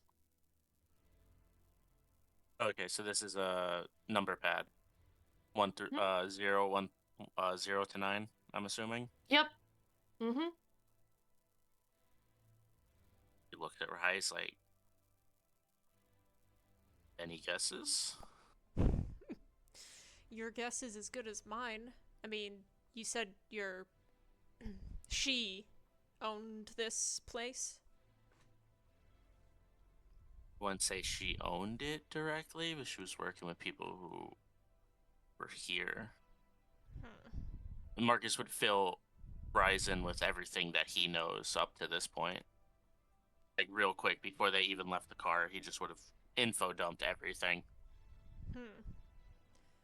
I mean, I've seen a bunch of crime shows. I mean, we could try the take dirt, rub dirt on, and see if anything sticks. But it's not really fingerprint powder. As you Oh, debate, wait, hold on. Powder? Marcus pulls out a makeup kit from his back pocket. I hate this man, but I love him. What, As you think debate, all- the Sorry, go ahead. doors. As you debate, the door opens, and you see the same young man with dark eyes and dark hair holding a trash bag look up and freeze when he sees you.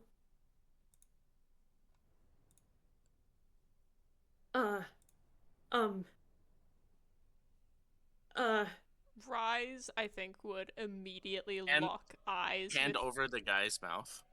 Indomitable voice. You didn't see us.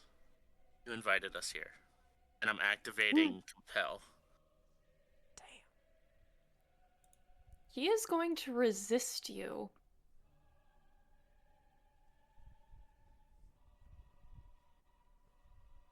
Let's see. Intelligence resolve, alright.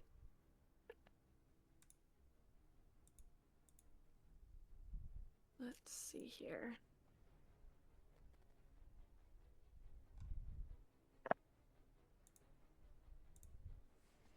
Come on, Steven. Alright, you roll charisma and dominate. Because I'm using an irresistible voice, would that activate my presence with it as well?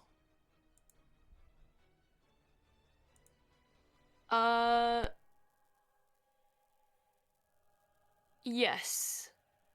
The user's voice alone is enough to use dominate on a target. So, you don't add your presence, it's just passive. Okay. So, charisma plus dominate. It's still a really decent dice pool for me. Don't let us down, dice gods. Don't let us down. I'm gonna ask this. Would Beautiful activate on this as well? Just give me a straight roll for now. Okay, because Beautiful adds 1 dice to any social pools. Straight roll.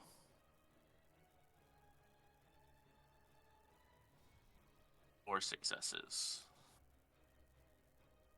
You have a tell for when your gift of gab works. This time it does not, and as you clamp your hand over the young man's mouth, you don't feel breath coming from him. His lips feel cold, save for the light flush and the fake flutter under his chest. This is a kindred. And he is looking at you terrified. Frozen, unblinking. And the shadows start to swirl around you.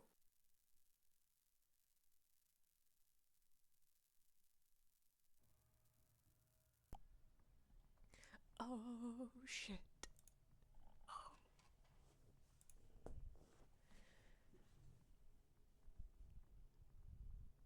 Okay.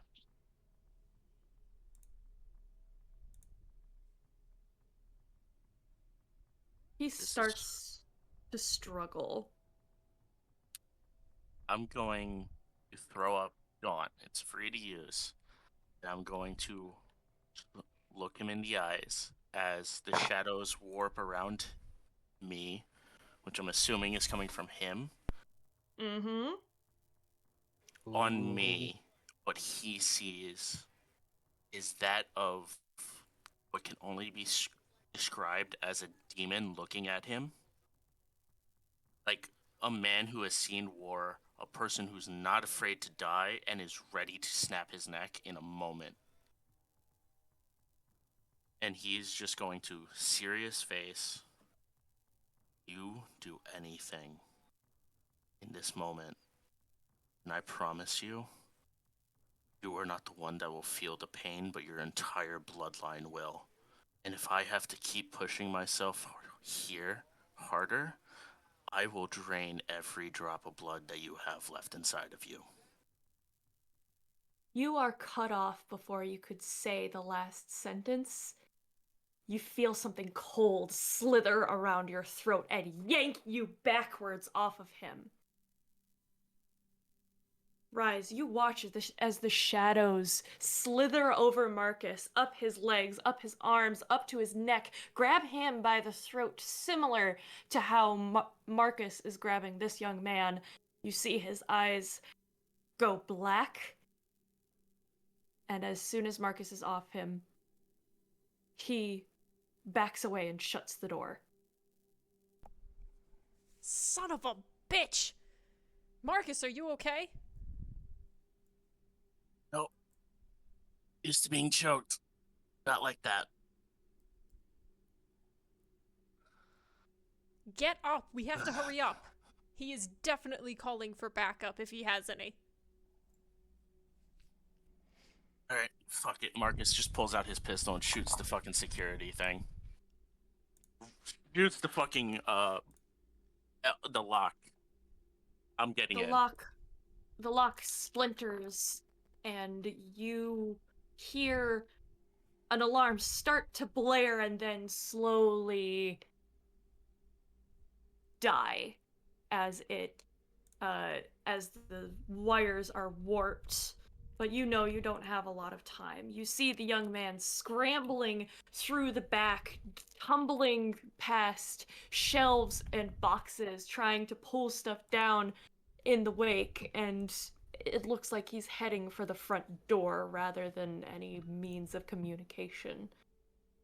Rise. Door's open. Get him now. Rise will have, like, slipped behind Marcus, and as he does, he activates Unseen Passage and goes invisible, and he just then he charges forward.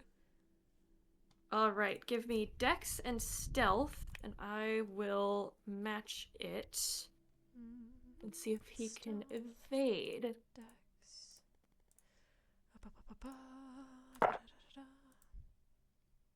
3 successes. You can see now the determination in his eyes.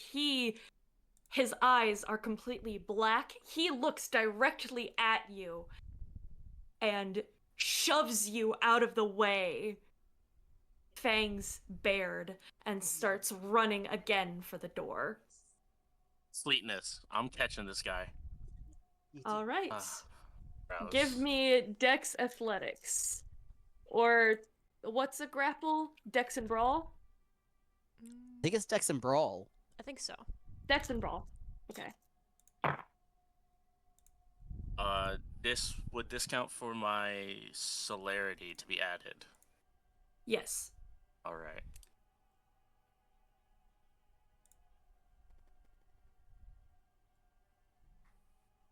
Three.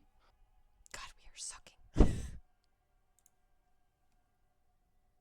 You just managed to snag him by the back of the collar, but he is writhing and kicking and hissing. Gun to his head. Gun to the back of his fucking head. Don't kill me! Don't kill me! Don't kill me, please! Don't! Rise And will you? come out of Unseen Passage and just be like, "We're not here for you. Marcus, remember what we're here for." Kill me! Alright. Don't kill me, please! Don't kill me, please! Don't kill me, please! Don't kill me! Don't kill me! I get it! You were never here! You were never here!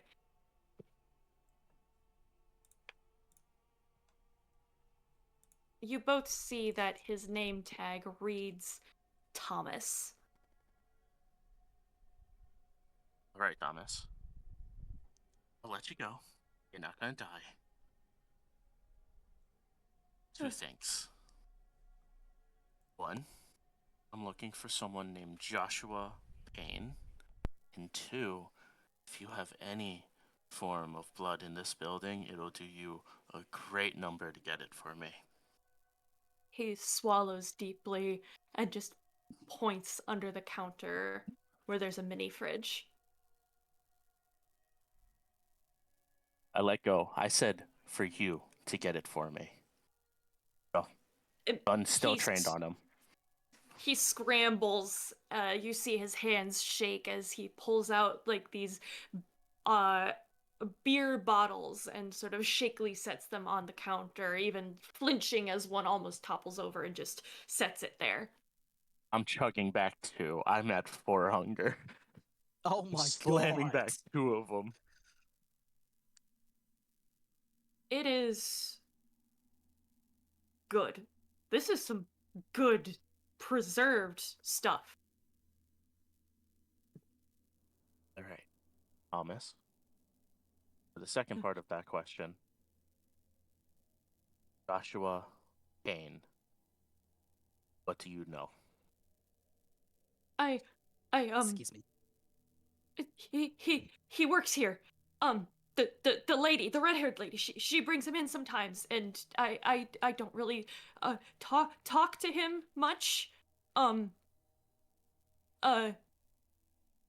She's very specific on what I can say to him and what I can do, and that I shouldn't hurt him, and treat him nicely.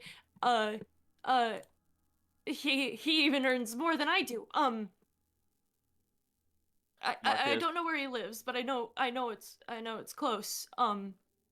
He pulls up his phone and pulls up a picture of Amber. This is who you talking about? Yeah, her. I don't All right. I don't know her name, but All right. This is what's gonna happen. Give me that address, and then you never saw us. I don't know where he lives. I know it's close by because he says he walks here, but I don't know the address. Do you have his number? You work with the guy. You should have his number. No. You can see if he could sweat, he would be.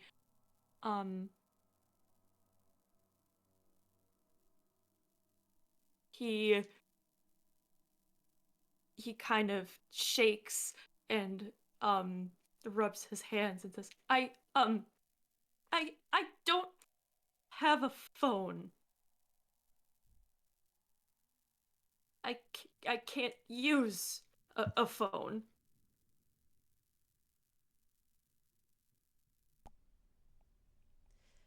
Can you tell us which direction they come from?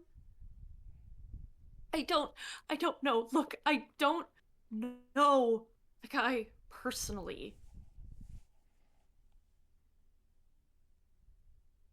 Rise will glance at Marcus.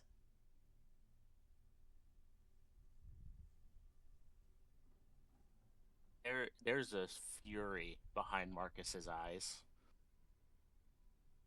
And then he puts the gun back and he just he's cursing in a storm of Spanish. Like, he is going so fast with Spanish as he starts pacing back and forth. He's trying, running his hand through his hair. Kicks a table over. Rise will turn back to Thomas, and be like, is there anything that you can tell us? We're desperate to find him. I can't say. I can't. Can't? As in you know something and can't tell us, or you don't know anything? Look, I told you everything that I'm allowed to know. Okay. I do know the woman. I do know Miss Francesca. Francesca? That's her last name. Thank you. Look, I was just starting to get back on my feet here. She said she would invest in this business, and as long as I kept the place safe and that the other employees were treated well, then I would be fine. I wouldn't be bothered. I was going to help her get settled here. But she kept details all close to her chest. I swear to you, I've told you all I know. Is there an office in this building? In the back next to the dish room. Marcus walks up to the counter, slams 10K on it. You didn't see us. Take a breath and calm down. And then he walks to the office. Listen, I can't take this. She's gonna know something. Julia will. She's fucking dead. He said Julia, not Amber. Oh. And he covers his mouth. Who's Julia? I thought you said her name was different. Nobody. Don't worry about it. Just take what you need and go. I don't have a key to the office, but you got in through the back. Just take what you need and go. Just don't kill me. Take the money. I saw nothing. I heard nothing. Marcus stopped dead in his tracks when he heard Julia.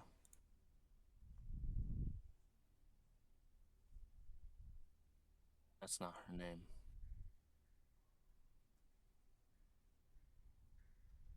It's no one to concern yourself with. I don't think you quite understand. But you have done nothing wrong. You've helped us enough.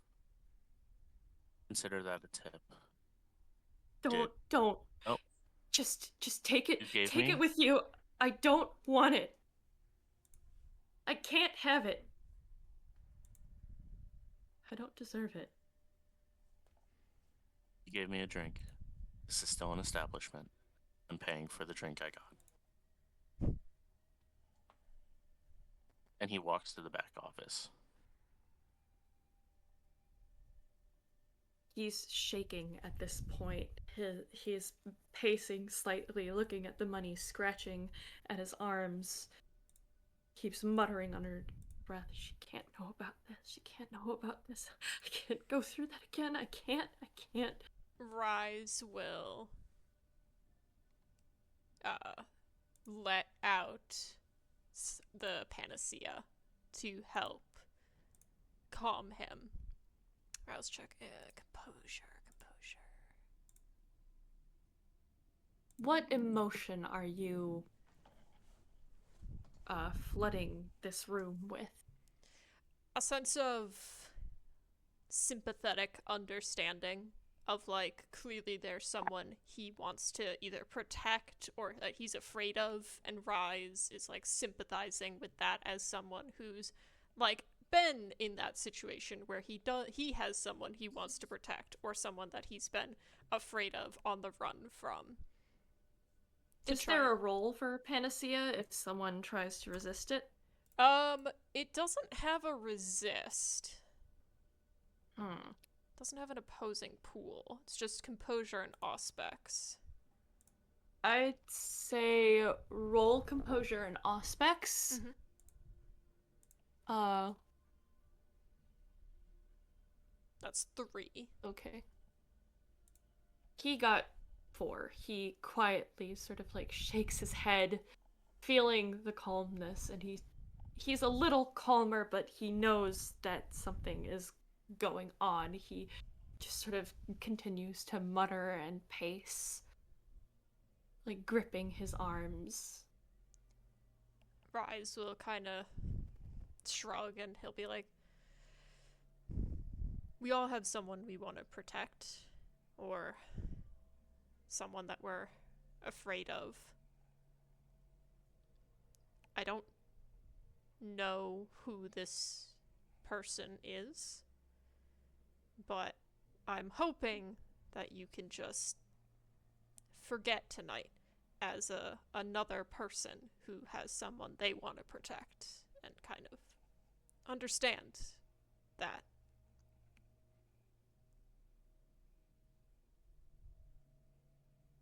Look, I don't want any trouble. I'm already in enough trouble as it is. I just need you to take what you want and get the hell out. We will. Promise. I'm gonna go in back, we'll get what we need, and we'll be out of your hair. If... I can't take the money. Okay. She'll know I helped you. He takes the money back. Don't worry about it. But if you want a place that might be able to help, you should stop by a specific bar and see if the community can help you out, so you don't have to be afraid. I can't do that. Well, that's where we'll be, if you ever want us.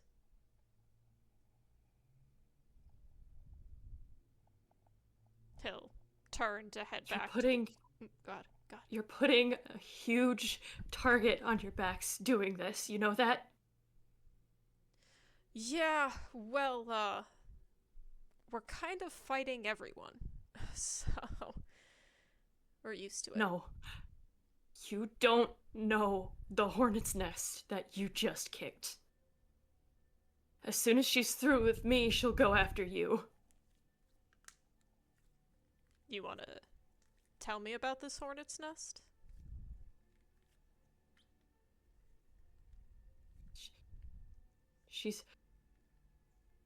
He debates it and just sort of bites his lip and grips his hair. You see the shadows writhe.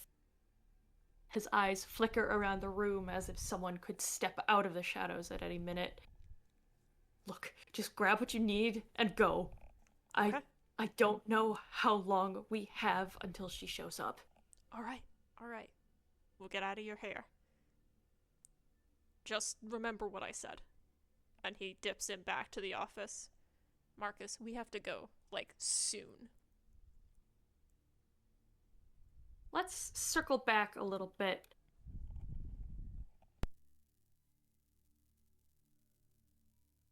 Marcus, you come across a locked office door.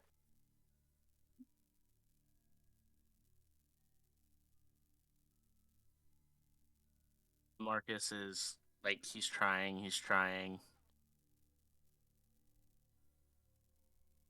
It is finish not a type. keypad lock, it is a physical lock. Is it a wooden door or a metal door? It is a wooden door.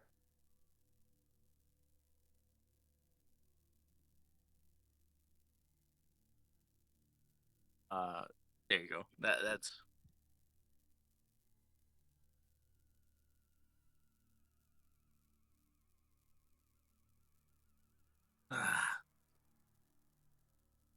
Nope, never got to.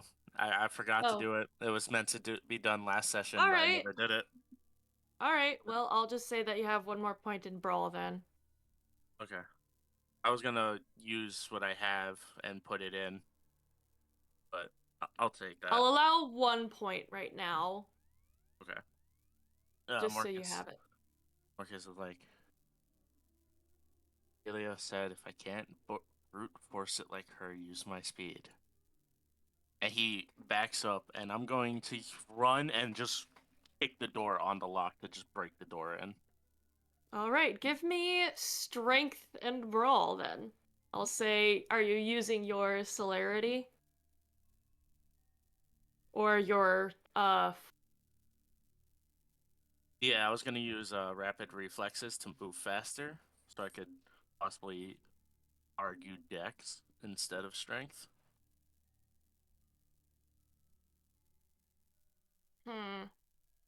I'll even use fleetness if you want, and I'll rouse for it. I'd say since you're already in the scene, you can have fleetness up. Okay.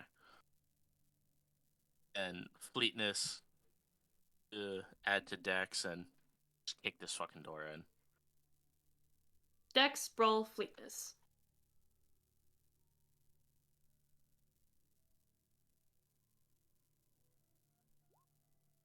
Four successes. Let's go. Finally, The I'm getting some. door splinters, and you are easily able to open up the office door. He starts rummaging through everything. He's trying to find anything on his brother. Okay, give me wits investigation or intelligence investigation.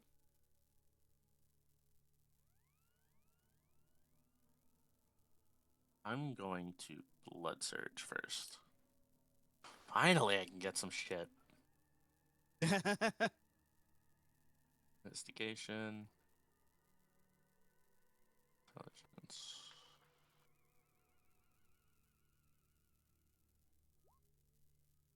No. That's willpower. I'm rolling 3 on that. No. Oh, Yes! you Yes! beeline straight. You beeline straight for the records. You tear it open. You flip to the page. There it is. Joshua P. And the address is listed just around the corner, along with a phone number.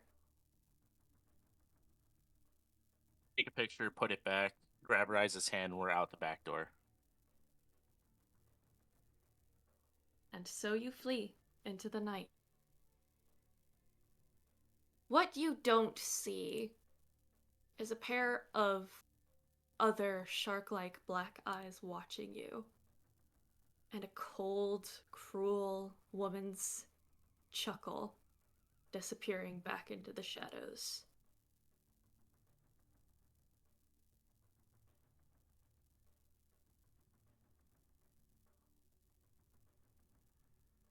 Let's circle back to Fat Cat. Meow. What have you been up to while getting ready for Rise's arrival?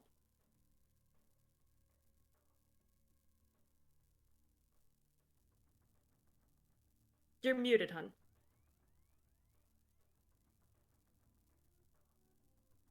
Thank you so much. So he is kind of prepared. He has made preparations to start the food process. He's talked with Clementine to get everything ready to go for the process. He has set up a room. It is comfortable. There is a clash within the room of two styles, that of a cigar lounge, refined, enjoyment, upper class, mixed with amusingly hookah and pillows to be put on the floor that you can sit on. It's like the combination of a hippie who walked into a cigar lounge and said, I want to do the interior decorating of this place instead of you. It is So, comfortable and has. So a Go ahead. speakeasy that's a hookah bar? In a sense, but all contained within one room with only two doors. It is not large, it is comfortable, it is cozy, the lighting is enjoyable. It just sounds like an opium den to me. And out near where the second door is a centrifugal device with little red liquids flowing in and out of it through many different tubes.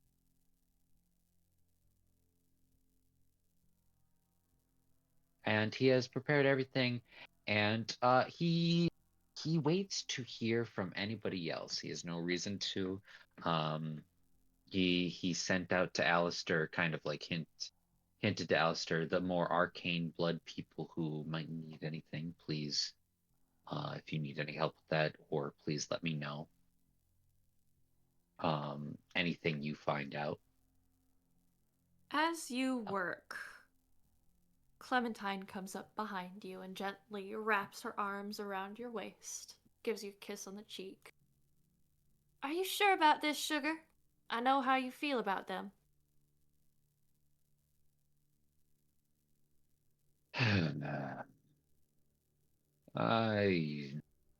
I'm not too sure about it, but Evershow said they were good folks, trustworthy folks, and I believe him. It's yet to be seen.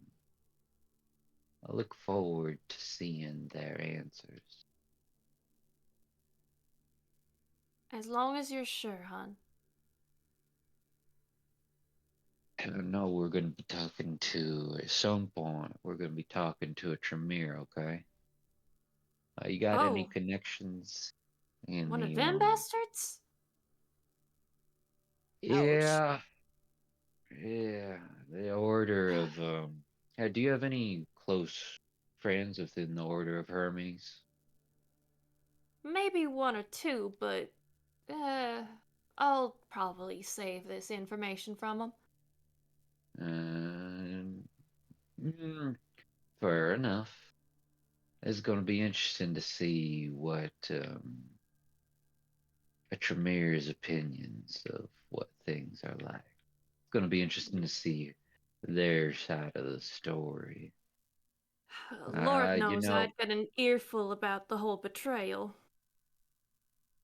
I know. It's just, look, I don't trust the Order. They're a bunch of stuck-up bastards. They always, every time we go to those meetings, they always look down their nose at everybody like they're a bunch of hoity-toity bastards above all else. Great You remember alchemy. that? You remember that one guy looked like a fucking ringmaster out in where was it? Some weird ass place in Virginia. I forget. No, it's some folk place, Norfolk. If I remember. Him looks like a busted up cheapskate ringleader from an old circus. And the fucking the mustache. That was, who the fuck twirls their mustache like that? I get the I get the magician stereotype, but god damn, look like a gay supervillain. She giggles and pecks you on the cheek, and there is the sound of the store's doorbell, a curlicue spring device. It rings. Oh, well, duty calls. I might as well go see if that's our visitor. All right, you head off now. I'll prepare my things. Rise, you enter this establishment and you see a lovely Southern Belle woman, tanned skin with honey blonde hair, orange and green highlights, wearing what could only be described as cottagecore from the Victorian era. Maybe like a a few pinafore? modern. Kind of. But definitely a lot of modern influences as well. She comes out and greets you in similar bright colors like orange and green, and she smiles at Rise. Oh, welcome, Sugar. What can I do for you? Hey, I'm here for, Frederick? He's not sure which which name to use. Oh, you're one of the old gentleman's friends. Oh, please do come in, Sugar. I don't bite, but I know you do. And she gives a little wink. He's not sure how to feel. He's like, I don't know who this is. Oh, where are my manners? My name is Clementine. I'm Frederick's wife. Oh, lovely to meet you, Rise. Sorry, I'm, not sure how. Oh, I'm meeting you're new people. you're the musical stars, Boo, aren't you? Yeah, one of them. I see. Well, I won't keep you. Frederick's in the back. He's waiting for you. Thank you. And he'll wander back where she said. As you walk in, you see Fat Cat, Frederick Castle, as you've known him, sitting at table, relaxing. He is currently smoking a cigar, and he has a plate of food in front of him. Looks like some kind of Indian dish. Looks like there's a little bit of spices. It's got that classic orange glow over chicken with vegetables around it. He is currently indulging himself in a meal. Rise kind of nods. Hey, you want to see me? Ah, that's right. Guys, come take a seat. Enjoy. Feel free to sit wherever you like. I usually like to sit at a table when I'm talking to associates, but Clem insisted on having these other more comfortable, as she put them, seatings. Thanks. He'll, slowly sit down with a small wince, and then looks up at Frederick and is like, you make all this, or? Oh god, no. I have my ability to craft many things, but the furniture and fashion, not my forte. But for the food, that's me. Got you. Well, it smells delicious, I wish. Sometimes I miss it, you know?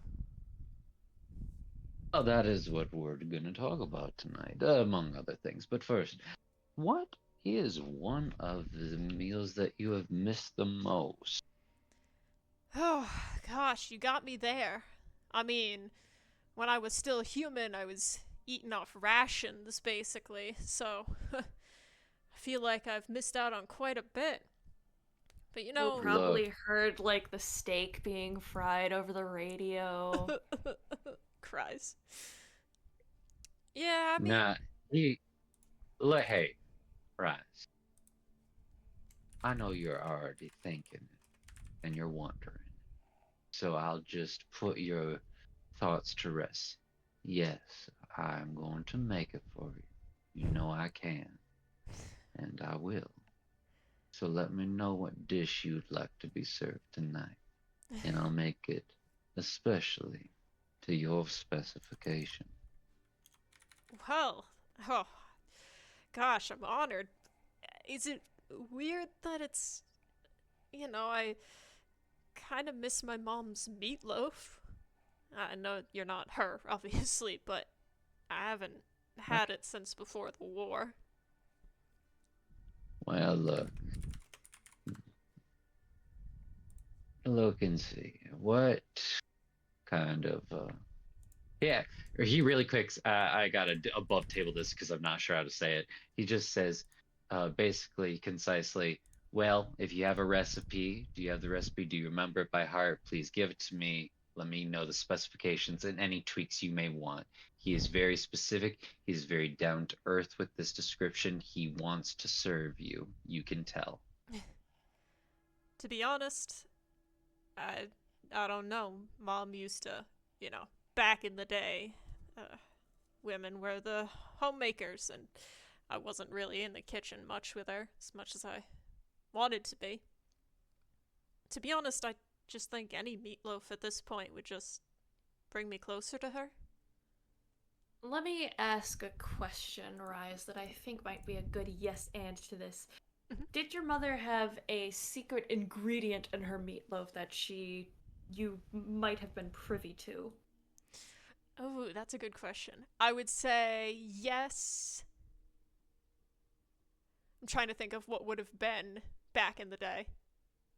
I mean, I feel like it would have been something simple, like, like adding onions, like a nice fried or like grilled Yeah, onion like through. the right caramelization. Mm-hmm. Give me a wits and resolve, or intelligence and resolve, to see if you remember that secret ingredient. All right. Hopefully, I can. It's gonna be 4 sad if you successes. fail. You remember that she would always add a teaspoon of ground mustard, not yellow mustard, ground mustard, the real deal. A teaspoon of ground mustard in with the breadcrumbs and meatloaf. And in the egg wash, she would use just a little bit of butter. He kind of chuckles after thinking for a second. She always had this one thing she did. She would use ground mustard. Not the stuff you get in the, store today. Like, actual ground mustard. And then with the breadcrumbs. And then in the egg wash, she would add butter for some reason.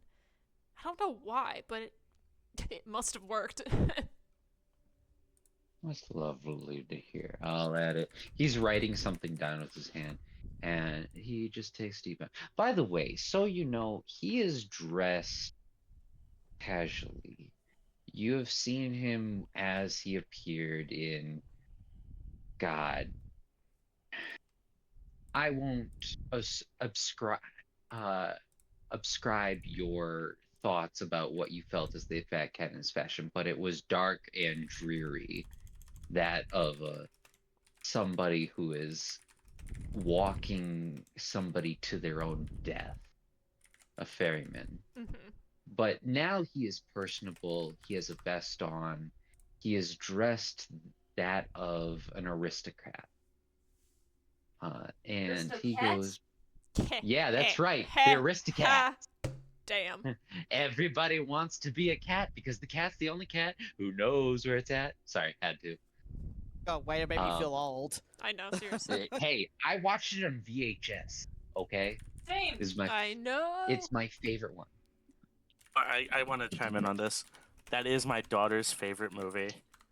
That is Aw. Sophia's favorite movie, and it is one Adorable. of my favorite movies from growing up. Cute. Oh my It's God, actually that- the she has reason amazing why. It's actually the reason why. Why I you're a furry? called No, it's why I called Audrey Hale's cat Duchess. That's cute. Aw. That's cute. Oh my God, we learned something new about all of us. I'm planning Right. on making my next D&D character. I'm making A Thomas cat? O'Malley, the alley cat.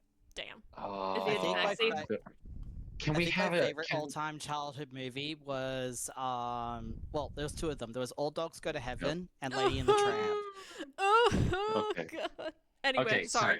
This is gonna Okay. be no, Anyways, no, no, no, lock no, in. no, no, no, no, no. It's Yeah. okay. It's okay. It's okay. Actually, I'm going to continue the side chant just for a side tangent for just a second. We should have a one shot at some point this year where we just take our favorite character in Disney and just apply them into a random D&D area, and we just That's just improv the Twisted shit up. Wonderland. That's just Twisted Wonderland in a nutshell. 10 out of 10. I down. want to. I want to play. I'm down. You just Anyways, remind Yes. you just remind me I need to update mine. yep. All right, I want to continue the scene so that way we can get to Alexandria's scene because she hasn't had one as I far know, as I know. I'm so excited for Rise to text her. Oh, yes. Anyway. I'm so excited for Alexandria. Oh, All right, let's do but this. yeah, no, yeah, lock in. Fat Cat just looks to her and is just looks to him and just says, "All right. Now for that, I must ask something that might be a little bit drawing and personal to you. I don't know. I don't know. Surprisingly, I don't know your clan either. Avigil never told me that information, and I know that can be important to Sherman. Rise, do you show Frederick your third eye? I don't think he would yet. But he would kind of shrug towards Frederick and be like, I mean, he may not have remembered if we're talking about Averjo, but, Do you reveal that you are Salubri? Or are you going to try and bluff? I don't think he would, but he's definitely, Let me go ask ahead, this yeah. question, please, because I think you're acting it out. I would rather you act it out and then make what your action, like what you say, Mhm. the role later. Figure out what it's on. Well, Averjo may not have remembered. I mean, it's not something I'm supposed to talk about, you see. So, hopefully that's okay. not an issue. I would say no. I want you to be comfortable here tonight. Before we get started, I have to ask you. I know that your blood is tainted, but I still, for the process of making the food, I need a sample of your blood. I do not know how this infection may affect it, but we will see. It's an experiment I'm willing to try if you are willing to give. Yeah, I mean, you've already taken some to help me find a cure, so. All right. He takes out, you've seen this so many times. It's the same, like, large brass syringes that Averjo is kept in a leather pouch every time he does it. You'll see it every now. Fat Cat takes out something incredibly similar, except just a bit smaller. It is a glass syringe encased in a brass casing. And he allows you to draw your own blood as you give it sample. Rise would. I mean, he's. he knows at least a little bit from his ye olden days, so he would, draw his own blood. So, Go ahead. After you do so, he takes the syringe, inserts half of it into this large machine. It looks futuristic. There's some flashing lights on it. You see red liquid flow through it as he puts half of your blood into it. And then he takes a small jar of red liquid out of it and takes both it and the syringe to the back. And then a few minutes later comes back to the front. All right, that's been being prepped. We can continue our conversation now. That was. What does that machine do? Just, if I can ask. You may. I would never. If there are any questions you have at all, please. I want to let you know that any questions, while not always will I answer them, I will never wish you not to ask them. That machine is the process in which I step in the process of making your food, if I may keep it that simple. Fair enough. Think it would probably be too complex for me anyway. I'm not Alistair with all the blood magic. Yeah, yes. Speaking of which, I'm a very honest person. I believe you can trust that. And after a little bit, I would like to make that roll now to start this scene. What roll are we doing? I am going to do here. I'll be above board with this. Not average. Fat Cat has an ability to read people and kindred, and this is a way for me out of character for Fat Cat to insight your character's disposition, kind of just get an overall surface read of everything he's experienced about them, which is able to give me some knowledge from Averjo and kind of apply it to Fat Cat above board. Cool. Also, messages? Question Oh, mark? wait, shit. Oh, shit. I haven't been looking at any messages. No worries. I always Um, forget to check Discord. Lol. Yep. And then did you send me something? No. Someone else. Okay. Coolio. Is there any... Is this ability kind of... Does it have an opposing pool, I should ask? I don't think this does. This is just a general read. Unless you think that you have been trying to hide your nature from him with a subterfuge. Mm-hmm. Are you coming with more? I guess it would be charisma or manipulation subterfuge, or charisma persuasion if we were going to do things. But how much do you think Rise has tried to hide his nature from the Fat Cat? I feel like Rise isn't trying to hide his personality per se, but he's always a cautious person, obviously, with anyone new. So if he was trying to hide anything, it would be like the fact that he's a salubri, or, you know, like more of that versus like who he is as a personality, as a person. Gotcha. So I'll let you decide if you Perfect. feel like that should be part of this opposing. I feel like this isn't what he is inciting about you, so Okay. I feel like that's Sounds good. doesn't apply for us. Yeah. And then above board again, do we want to cut this scene in half, like bounce a scene, because I don't want to take Spider's time for a scene for Alexandria. Oh yeah. This yeah, scene yeah. might run a little long. Oh yeah.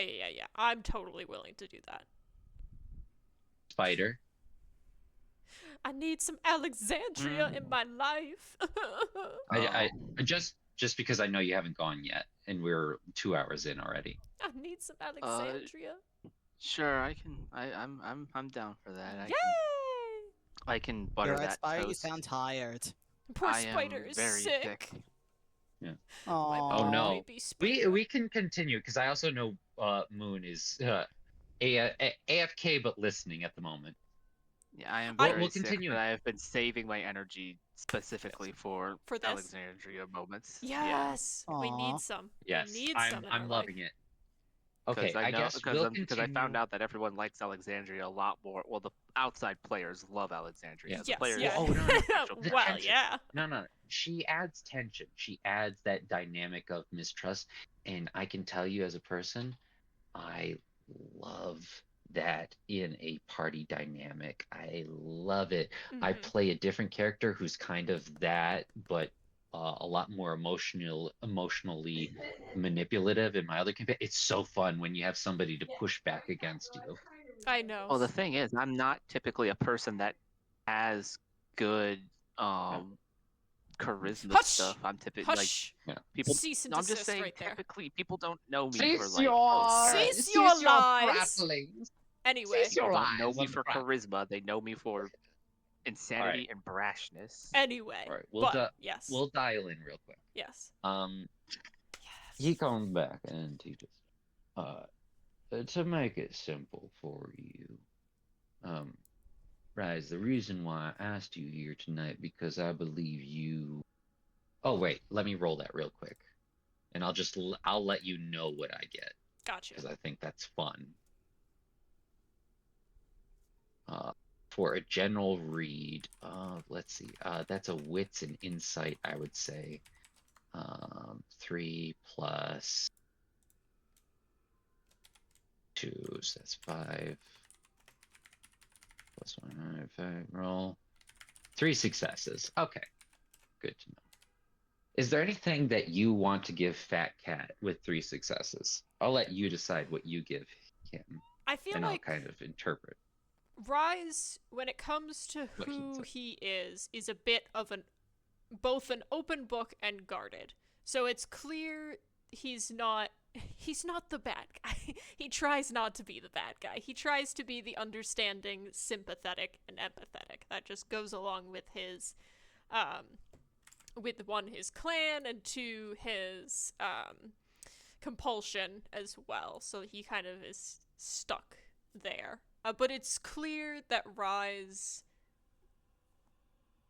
balances that. He's not black and white. It's very gray. So I think he would understand the complexities even if Rise tries to have a big heart. I'll give you that. All right, with that cat sitting there and taking that all in, after all the interactions they've had, he's kind of said, "All right, Rise, the true reason I asked you here tonight is because your crew doesn't know me, and I only know them by stories. And for the limited time that I spent with them, you seem to be the heart of your coterie." So, Really? I wouldn't say that. I mean, I'm the newest guy on the block besides you and Duke, obviously. Duke and Alexandria. And Alexandria. He like glares to the side. Yeah, and her. You don't like her? I don't. I think I made that pretty clear. I think she is exactly the type of person that is super helpful and extremely dangerous. He slides over a warm thing of, it looks like blood. It's kind of steaming in a teacup. By all means, my wife has shown me the value of a tea time gossip. Well, spill the tea, as they say, I suppose. He'll, like, take a sip politely. It's good. Not enough for a rouse check, but just, it's nice. It's a nice snack. Lovely. Lovely. I don't mean to sound like an asshole, but the three of you are still pretty new, and while you're all, well, most of you are vouched for by someone else that we know, it's still difficult to be open. Honest. Look, I get it. Look, these games that you kindred play are deep. I can only imagine the lengths of games and information that gets passed around when you live for hundreds of years. Even something that happened hundreds of years ago or decades can be brought up and used against you. I get it. That's why I invited you to dinner. Because you're right. We are new. I'm new. And I think it's a good idea to give myself a good first impression at least. I'll look to you. Speaking of, a little bit of business. Your food, he takes a sniff, should be ready shortly. How are you doing on the ability to grab a willing donation? To be honest, I feel like I've been bouncing back and forth between a lot of different things that, it hasn't affected Busy me. lad. That I put it on the back burner. I can wait. Well, look here. You know this as well as I do. You can only wait for so long. The beast always beckons to you. I've seen it. We all have it. The problem being, one sharp nip from you, even if you don't drain them dry, of which I would hope, and you can correct me if I'm wrong, but I would hope you are in control of yourself not to drink someone's last drop. Would I be wrong in saying that? God, no. I haven't drank from an actual person in, well, decades. The last time I did was probably when I first turned. Not even when you have faltered and the beast has taken over your soul? I don't tend to stick around in places for too long, so, it's always Smart. something on the run. Well, here's why. I know the kind of kindred. Oh I shit, that's right, know. above board, I am stupid, and I had drank from Molly when she offered. Lol. Yeah. Yep. Yeah. I love that. He Sorry, looks to her. He looks- retcon that. yeah, he just looks to her. To him. Look, guys, I wanted to offer. And then the food, Clementine enters with the food. Damn, that does smell really Here you go, good. sugar. Here you go, sugar, hot off the press. And she sets it down in front of you, and it smells exactly like how your mother made it. I'm gonna do a roll. How hard are you crying? Cry yes. How hard are you? No. Huh. God damn it. God damn it. I wish I could just do. Yes, I can just do that. Ah, that's why. So, as the food gets set down, Rise has a Ratatouille moment, basically. He looks at it, and he just is thrown back.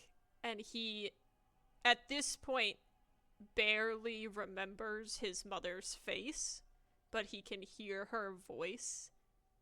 And it makes him tear up in all three of his eyes. So depending on how long or how closely Fat Cat would be inspecting, he may start to see blood on the hat. I'm or the willing to hat leave it to a darken. roll if you wish. Okay. I might have Uh. Clementine roll as well. Yeah.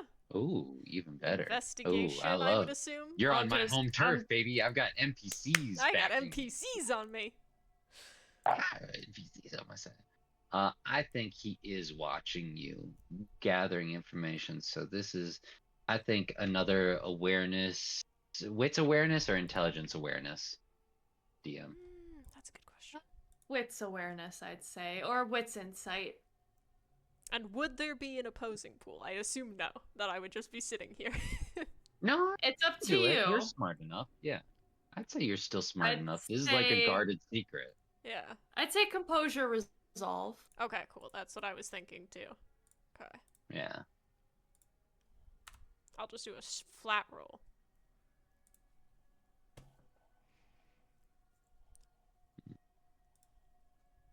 Four successes for me. I also got 4 successes. I got 3 successes. You passed by me. I think technically wouldn't Claire be considered the, well, she's an NPC, but she's also the active watcher. I'll let the DM Mhm. decide. I think Clementine was Oh, about to Clementine, turn sorry. around and says, and she sees you crying and says, "Oh, sugar, I'm so sorry. Oh, it looks like you got a little smudge of something up here." And she sort of like puts a hand over her mouth and steps back. Rise will turn away quickly and be like, sorry, it just reminded me of my mom so much," as he's like wiping, and he like, as he's turned away, he'll like reach under the hat and like wipe that as well. "Oh, no, sweetheart. I'm so sorry. I didn't mean to react like that. I heard tell, but..." Are you alright, Clementine? What's going on? She leans down and whispers in her ear, "The clan that one subset of the Hermes. That's one of him. Looks at you, takes the information, and just kind of just whispers well enough to where Rise can decide if you the player can decide if Rise hears it or not. He just says, "Well, in that interest, and no matter, no need to make him feel uncomfortable. We know it for now." I'm so sorry.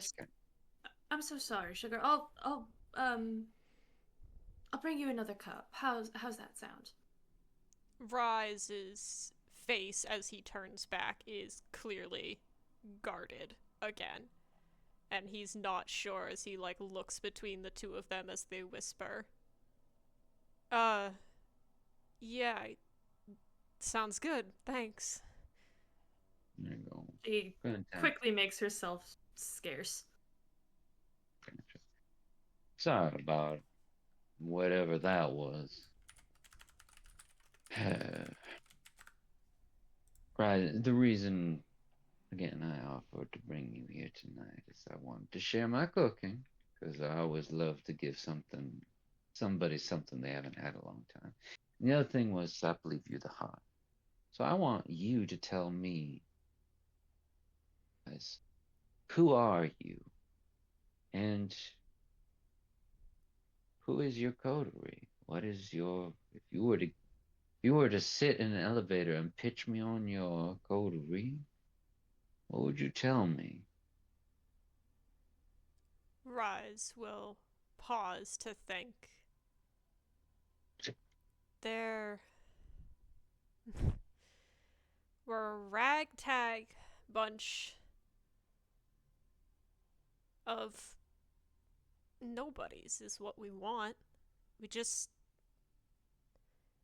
We're one big family of people who just want to live. And we want to help other people be able to do that. It shouldn't matter who or what you are. We all just want to live.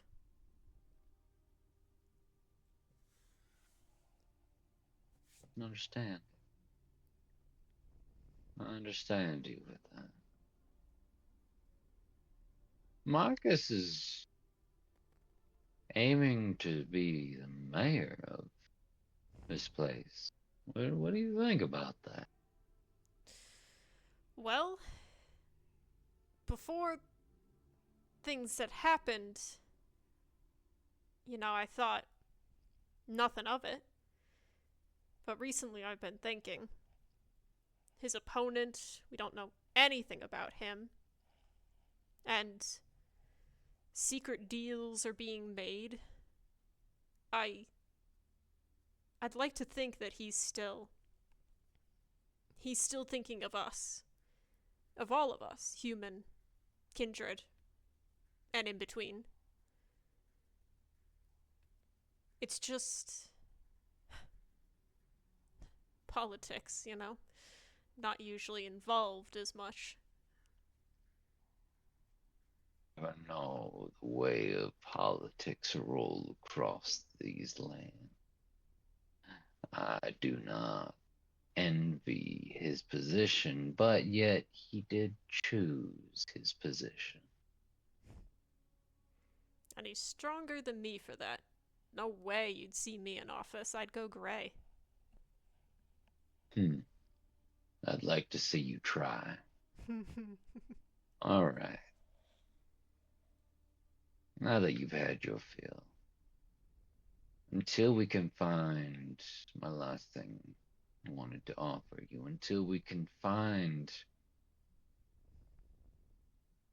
the donor that we need to make the experiment to see if we can get that nasty shit out of your blood. You say you have given yourself self-control. Do you trust yourself not to lash out? Do you trust yourself for the hunger not to get the better of you?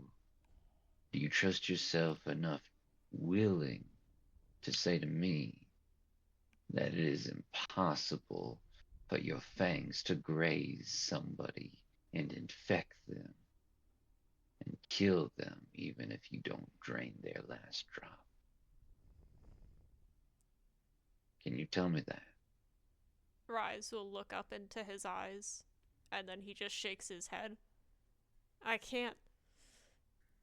I don't know if Averjo told you, but the things that I can do to try and help the coterie, they drain me.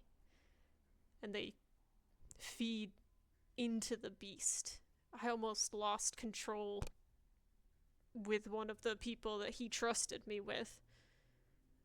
And even if I can keep control, that doesn't mean any other kindred won't go after me.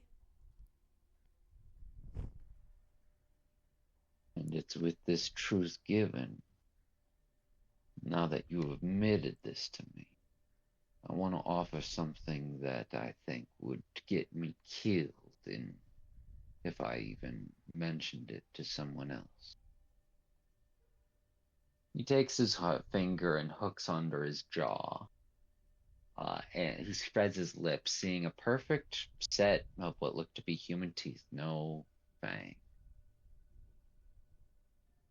You see, I don't think, I'm surprised that nobody has asked to try to find if I were a ghoul or if I were kindred or what I was.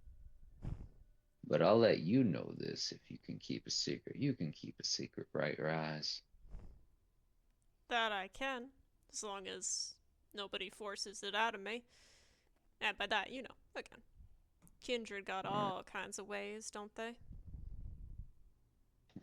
Are you picking up my accent and I am. mirroring Leave it me alone. now? leave Rise alone. His character. I'm sorry. Pretend that didn't happen. Sorry, I heard it. I had to I point it know. out. I was like, ah, shit, it's happening again. Okay. He just black hole of Southern.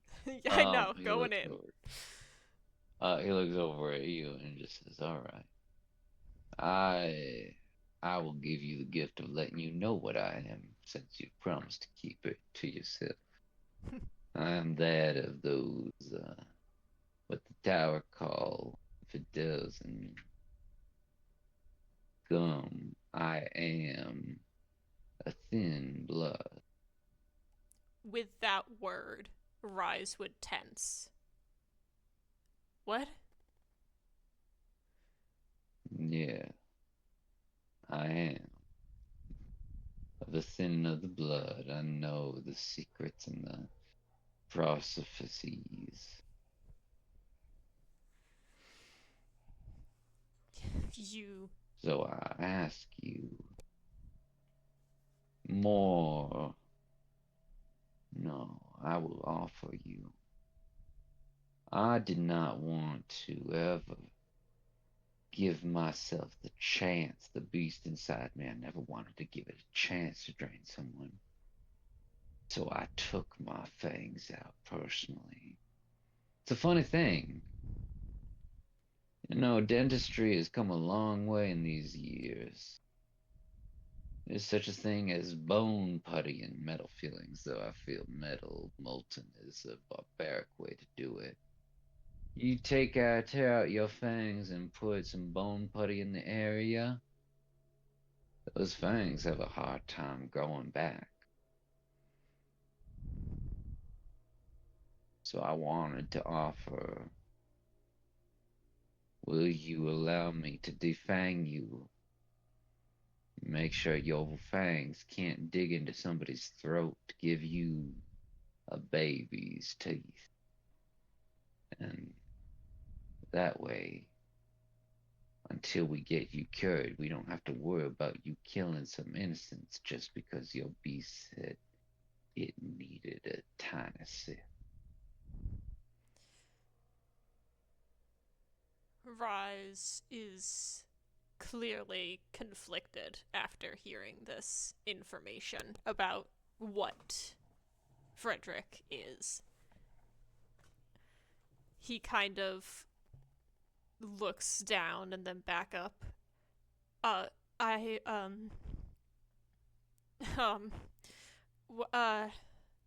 Sorry, Uh, would you be the one to do it? Well, I have an experienced hand at doing it, especially the other parts of it. I um you'll you'll have to forgive me. I I'm a little conflicted. Um I understand that. That's why I'm asking, not ordering. It's an offer. would I be able to grow them back if I wanted to eventually? Eventually, you know, you'd have to. There'd be a little bit. Depends on the amount of it. I will say I'm no expert dentist, but I know how to fill some holes with some putty. Might not be clean, but eventually, you know, we get those. If it works, who knows? Maybe your fangs are stronger than mine, being pure blood and all that. But I imagine, you know, bare minimum, somebody crushes your teeth away and then your jaw grows back at the bare minimum. Yeah, that's true. He like thinks to Ophelia's punch for a second, shudders. I appreciate the offer and knowing that there's something I can do to protect people. Would you offer me some time to think about it? I can, but to. I would like to push you to make a decision tonight because you already told me you can't promise. So the quicker the decision, the better. Of Because if course. you're leaning towards yes, it only takes one more to bring your soul further and further away from the humanity that we so treasure at times. If Rise could be any paler, he would be. You're right. You're absolutely right. I just need to absorb the It, information and it should be your decision. Nobody else has control over you but you. Taking somebody else's autonomy is the highest sin, only served to the monsters that truly deserve retribution. You are not one of them. You are a kind soul. And as a past friend of mine had said, the kindest of souls wishing for redemption may earn it. I don't know if I believe that, but for him, I'll let it be right. Rise will nod and stand. I appreciate the meal as well. That was it was delicious. I will I come know. with a decision before the night's end. Before the night's end. All right then. Well, thank you for your time, Rise. By the way, Alexandria, you never got to why you didn't like her. He kind of pauses.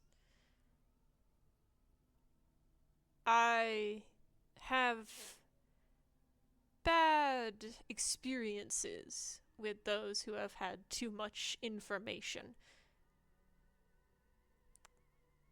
And do you think she tends to have too much of it? Well, she's going to of the area, I think.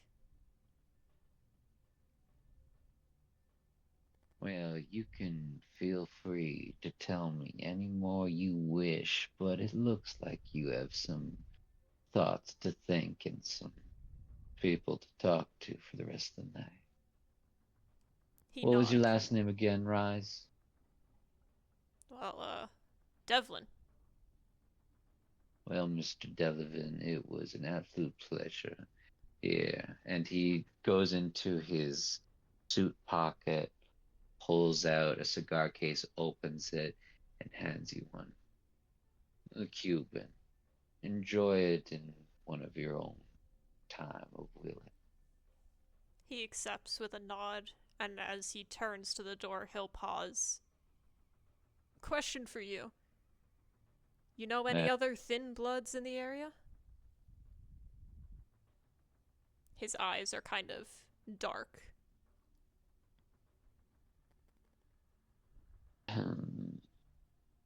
No, I'll be honest with you.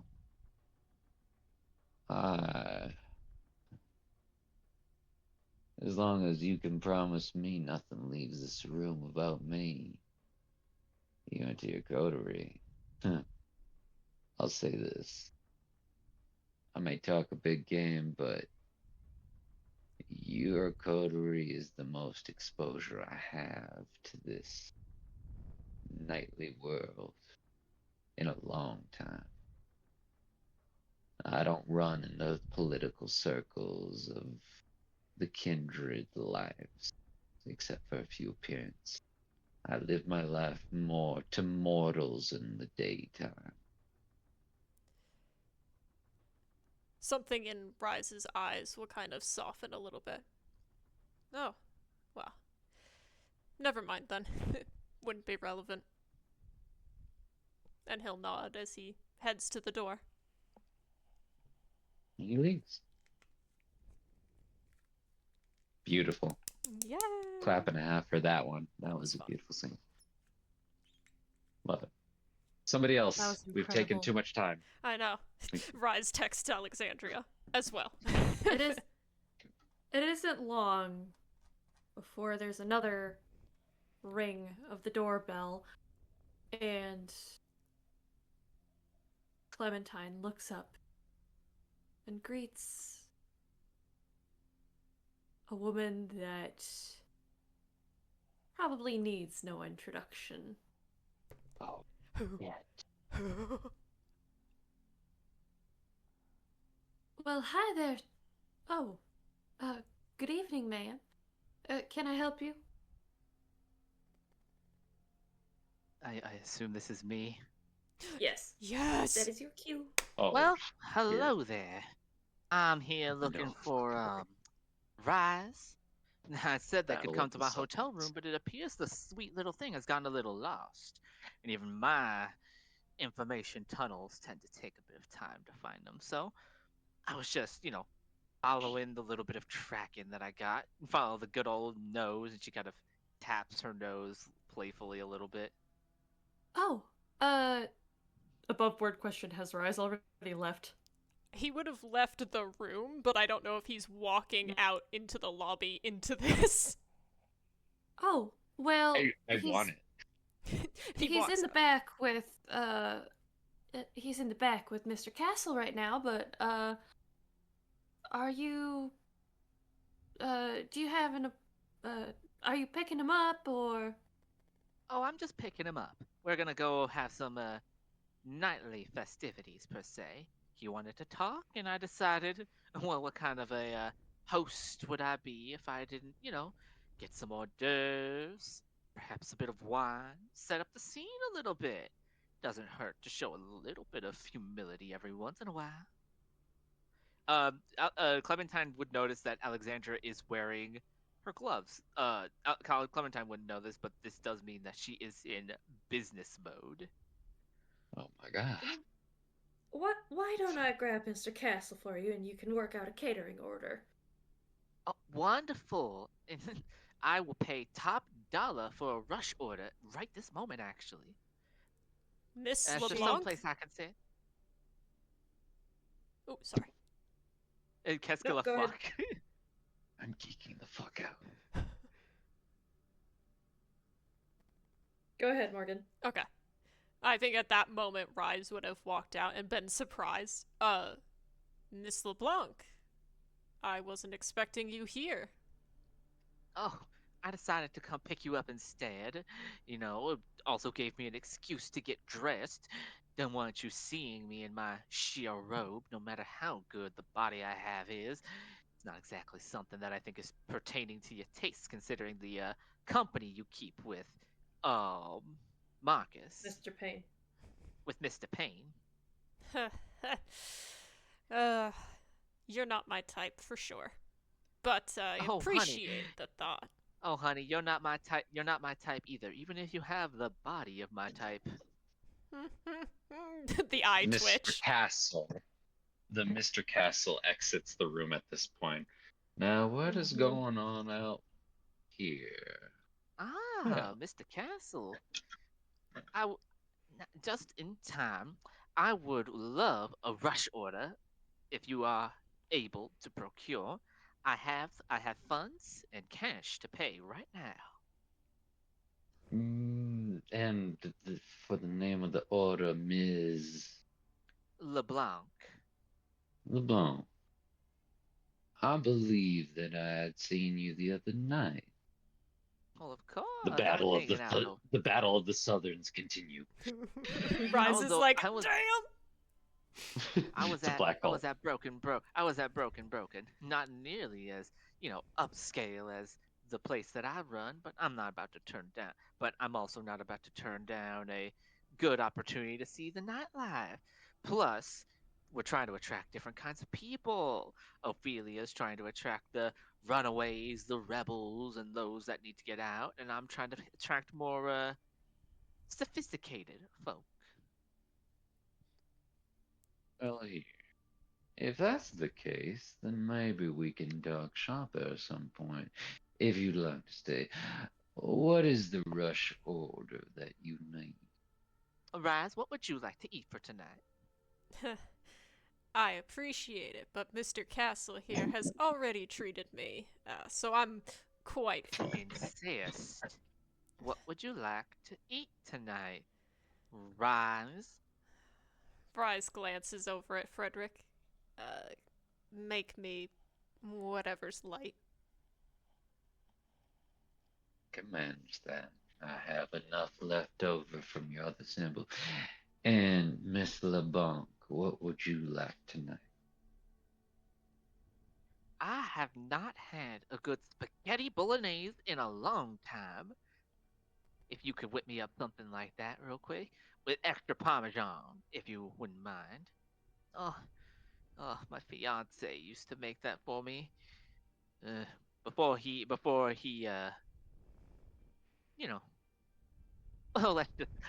let's just say that, thankfully, divorce rates have gone up as of late. Wouldn't know. Mm. Well, Miss LeBlanc, we'll talk about the payment right now. How For much? that, I'm not gonna above board. I'm not gonna I'm just gonna say whatever figure I give you is like 5-star chef personal private dinner amount of money. Perfect. As she, kind of claps her hand, Miguel kind of who's the butler who's always behind her, kind of walks up and hands her wallet. She takes it out, opens it. She pulls out a shiny black card and hands it to him. Just charge it on this. Give yourself a nice little tip while you're at it.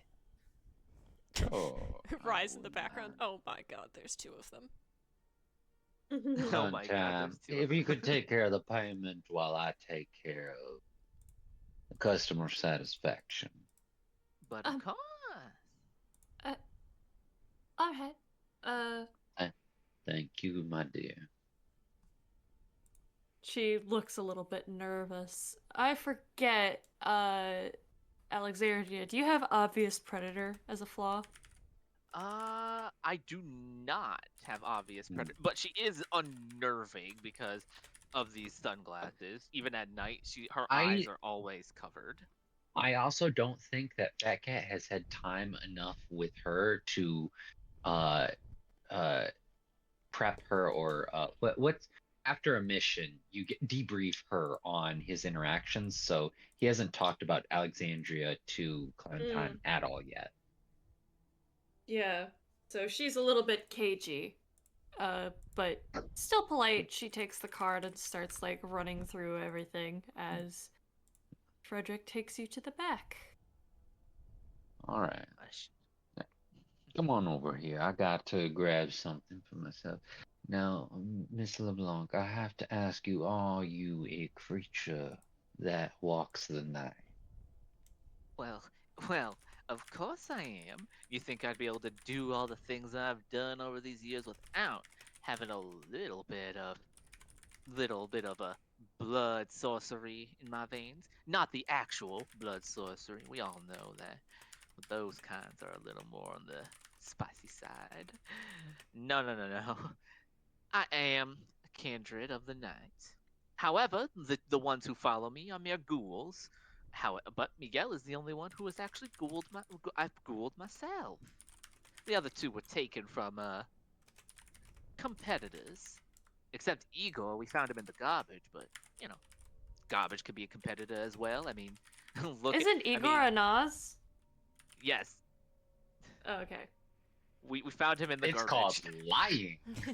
We found him in the garbage. That's the Oh, thing. yeah. She said that they were ghouled by someone else.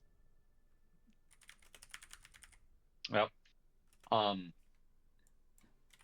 just looked at give me 1 second. Yeah, he kind of just talks to her. Look, we can make that, but to make something specifically for you, I must let you need my know blood. that I need. Yes. Very She astute. snaps her fingers, and Miguel hands a vial to her, which she then kind of hands to the fat cat. Prepped in advance.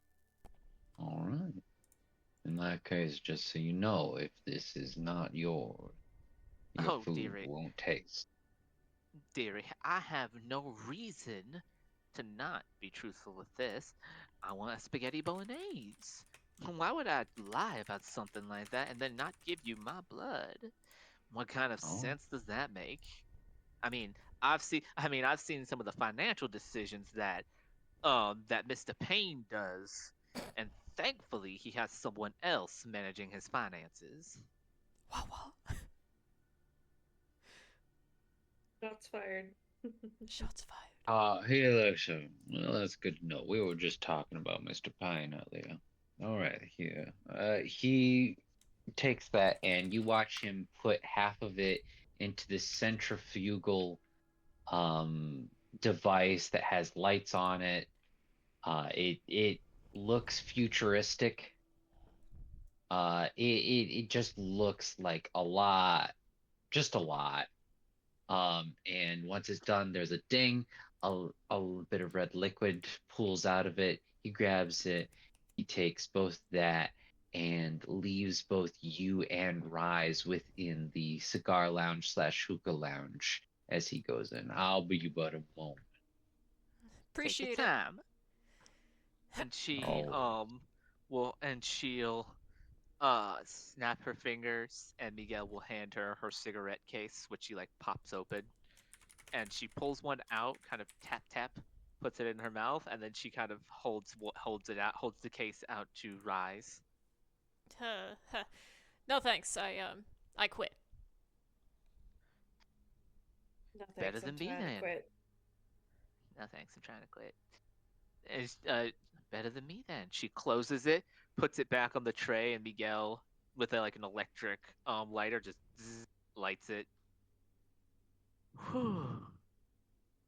So, did you want to talk here? Or did you want to wait till we get back to my current day? Well, I don't think Fat Cat will be long, but I assume you know what I want to talk to you about already. I assume there's a lot of things I want to talk. You want to talk about, but to start this off, and she slips her gloves off and puts them onto the tray. I will tell you this. I cannot lay a physical or metaphorical threatening hand on you or anything you care about. Ugh. I'm guessing that's Ophelia's rules. Ah, little less of a rule and little more of a gut feeling, you could say. You can't really see or feel it, but there's a bit of a That's funny. emanation around you. Emanation?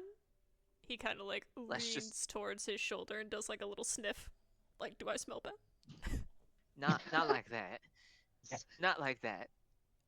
Uh, If I remember correctly, Ophelia has classified you as her charge. yeah, she did that to save my life. Yeah, in that case, that explains it. Simply put, I feel that if I were to do anything to you right now, she would be here from Boston to here within the night and tear me asunder. And I think that goes for anybody. Well, that's comforting. I knew she cared. I don't know how she did it, but just the mere thought of trying to do something to you sends tingles down my spine. And she takes the gloves off the tray and slips them back on. Her mind. Just now then, I assume you want to talk about your husband and what he did with me, the little deal we made. Well, I heard you made a deal not just with my boyfriend, but, Keep calling him that. well, he's technically married to Jade, as you are, Uh-huh. I'm sure, aware. Oh, I'm very aware, but just because politics can't say you can't have multiple husbands doesn't mean you can. Polyamory exists for a reason, after all.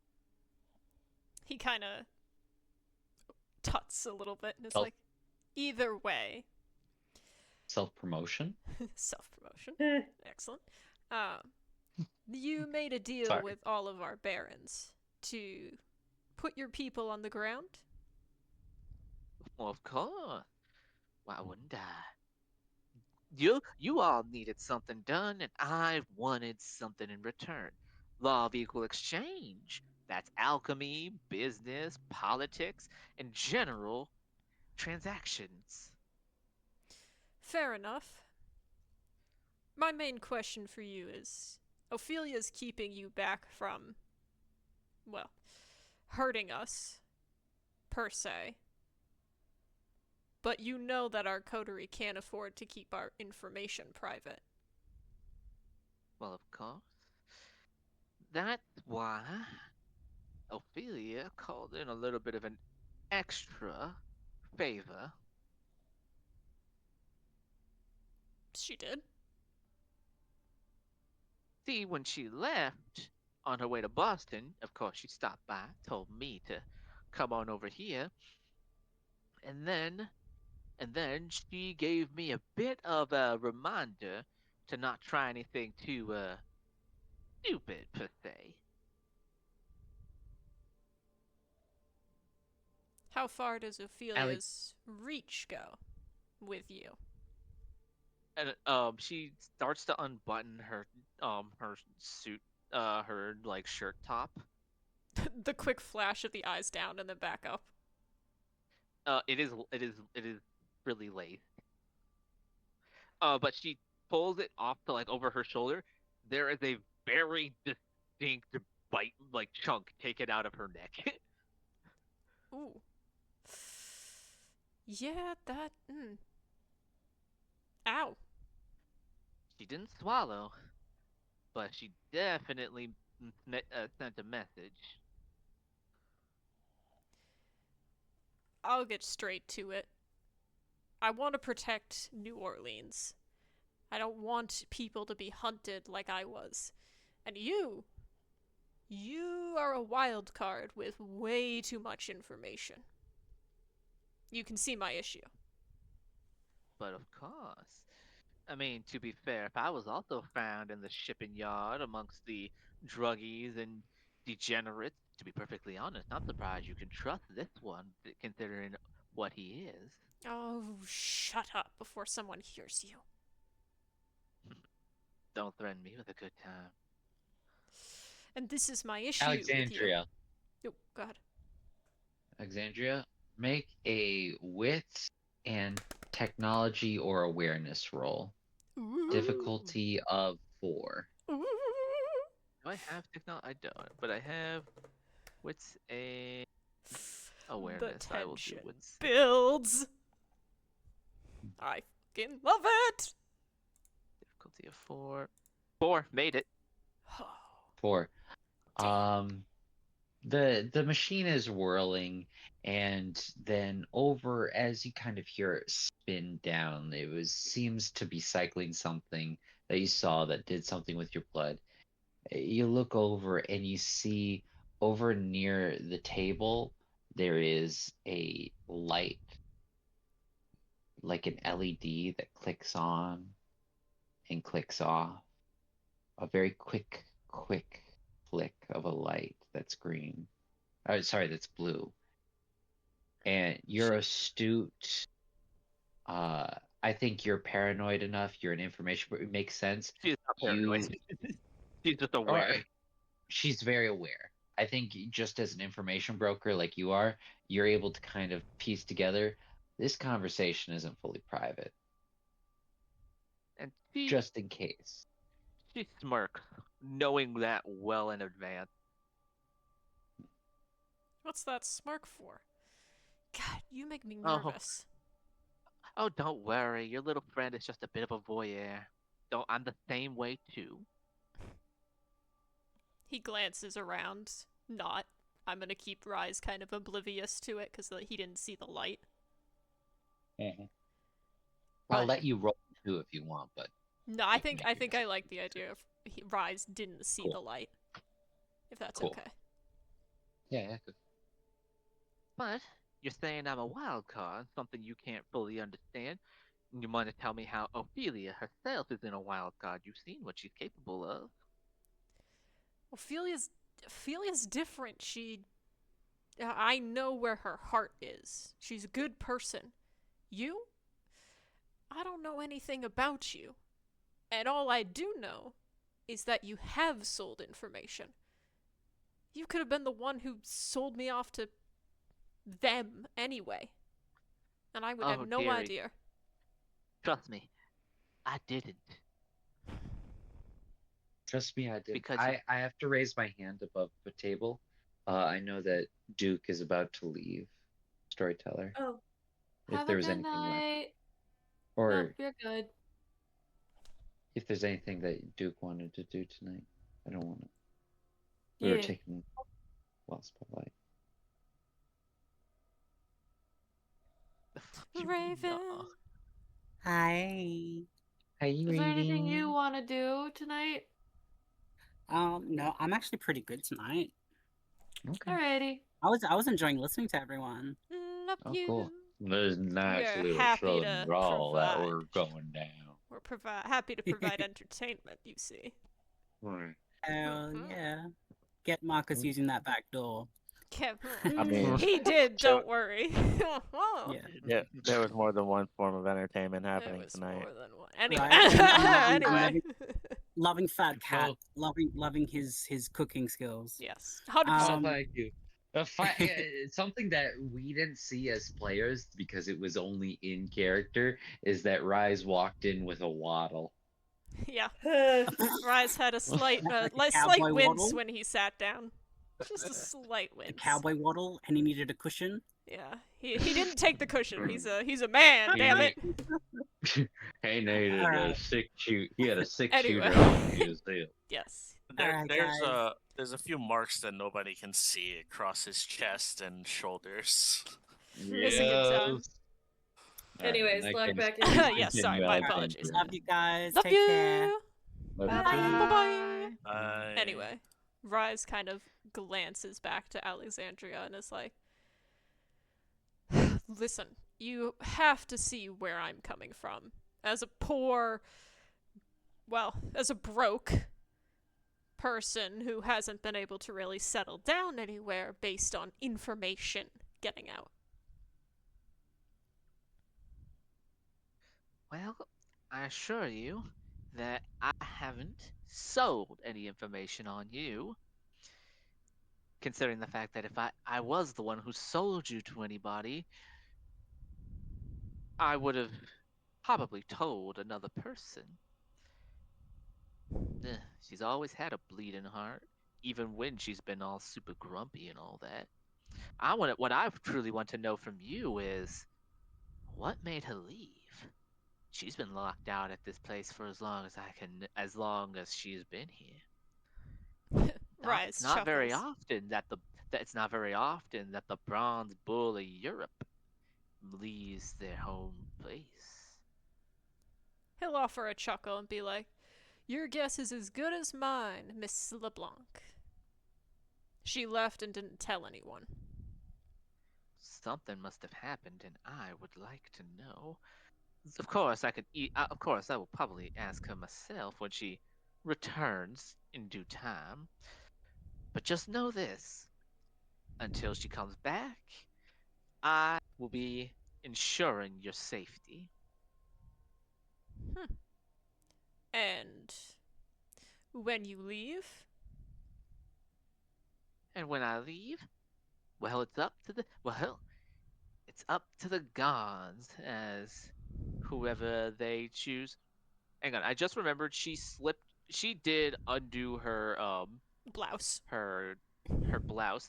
Rise, can you give me a wits awareness? Actually, I meant to ask that earlier when she did Oh, that. but of course he can, don't you worry. But of course, Difficulty GC of 3. 3? I'd Okay. say. 3. Rise sees that they are in fact real and not fake. Damn. Damn! I mean, what? 4 successes.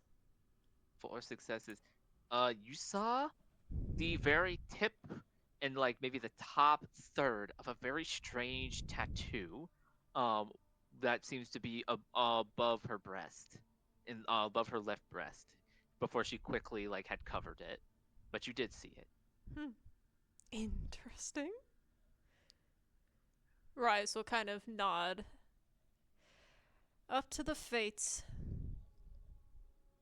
Listen. But considering the fact of the deal that I made with the barons, I doubt anybody's going to be. And it's coming at this to point me. that Fat Cat enters, right in the center of that sentence, with both two. You get exactly what you asked for, Spider. Well, Mr. Blanc. It sounds And so good. in front of Rise sits a French onion soup with garlic bread. Damn, You that know, the sounds irony of garlic bread and we are kindred is not lost on me. good. I Rise. thought it would be some kind of fun thing. Rise just kind of like nods in appreciation to Fat Cat. Thanks. This smells really good, as I'm sure everything you make would. It better goddamn be. I'll take a chill. seat with you. Don't let me interrupt. And he takes down and lights another cigar. Puffing. Not eating now, just enjoying a bottle of what looks to be real wine. With another tumbler of whiskey and a cigar right next to it. Wonderful, wonderful. And yes, Raz, I doubt that anybody on this side here will ask about you or the others, considering the stir the barons have been causing up, even over in Baton Rouge. You're a businesswoman? Is there course. anything I can do to protect the coteries' information forever? And her smile gets unnervingly wide. He's making so many bad deals tonight. Oh my god. Anyway, continue. I have an idea or two that I would be open to pitching if you're willing to listen. I'm willing to listen. That doesn't mean I'll agree. See, there is something that would help me a lot because someone else in a different place at a different time asked about it. They could say that they paid good coin for it, but I don't exactly have a good way of getting it.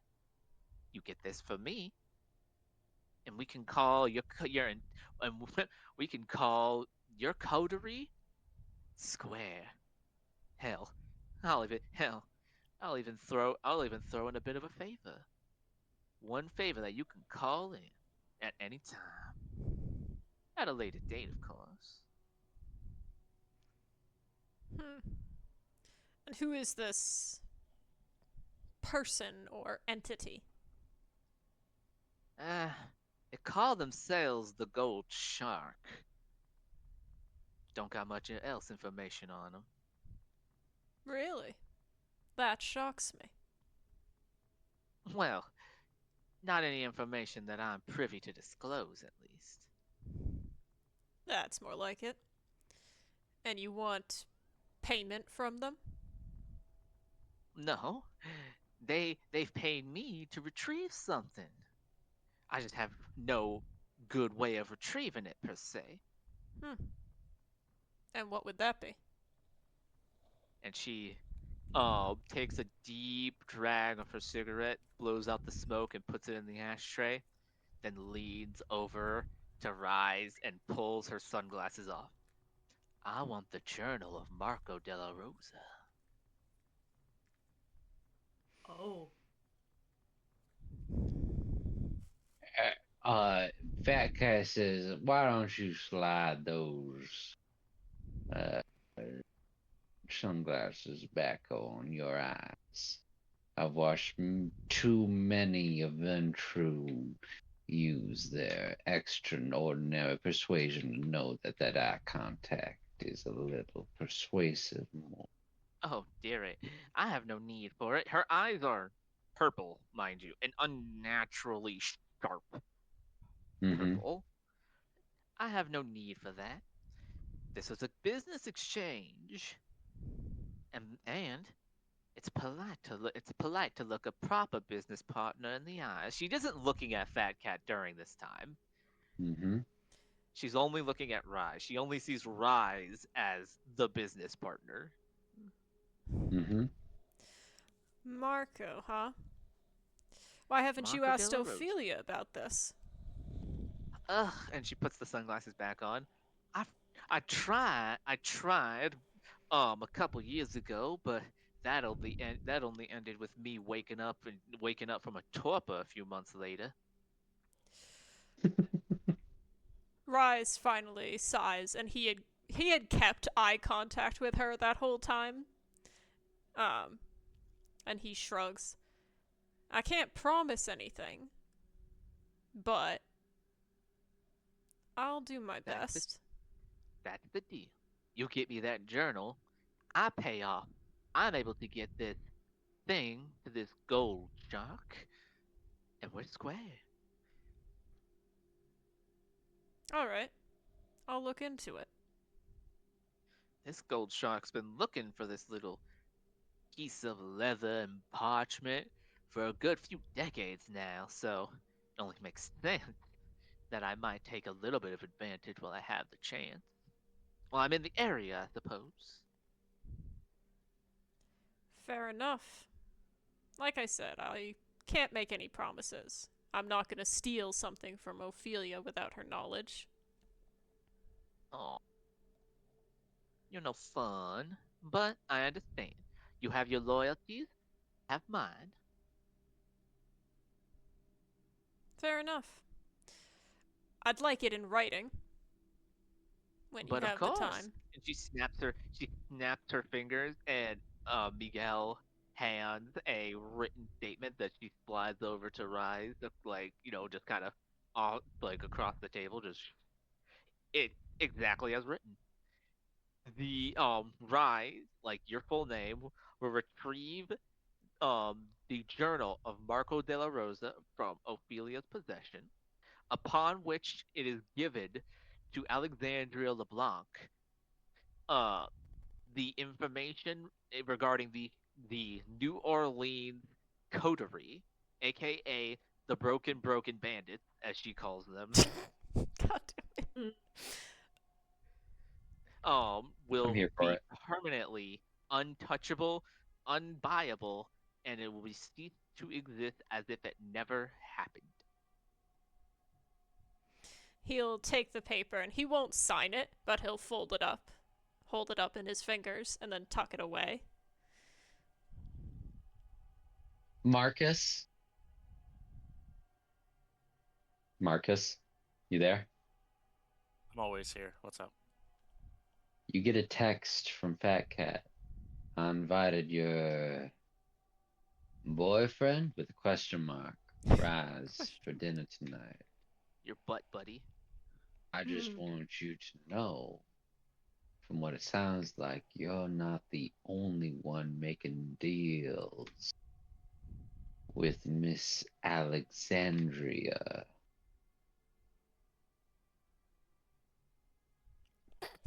Spider, please. God damn it. Marcus just sends a tea sip gift, and he's like, okay.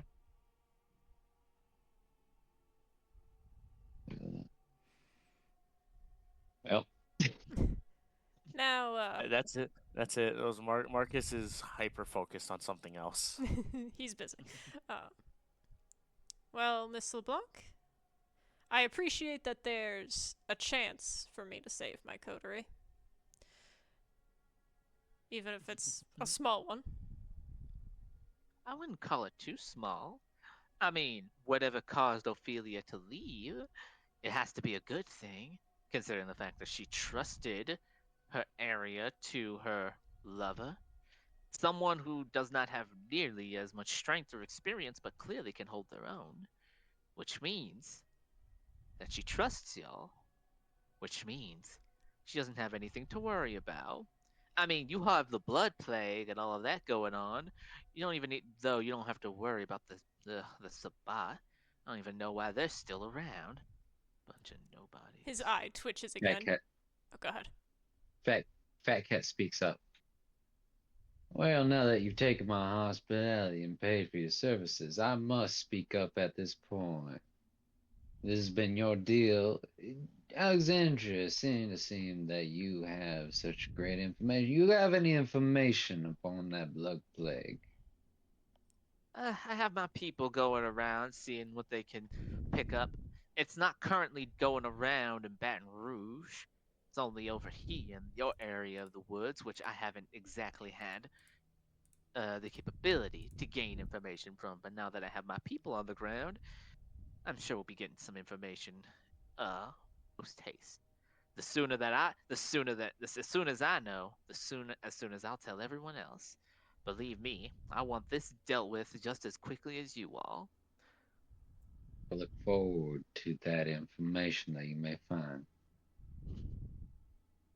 But of Especially course, since you've already admitted that that's something that you're willing to share with everybody.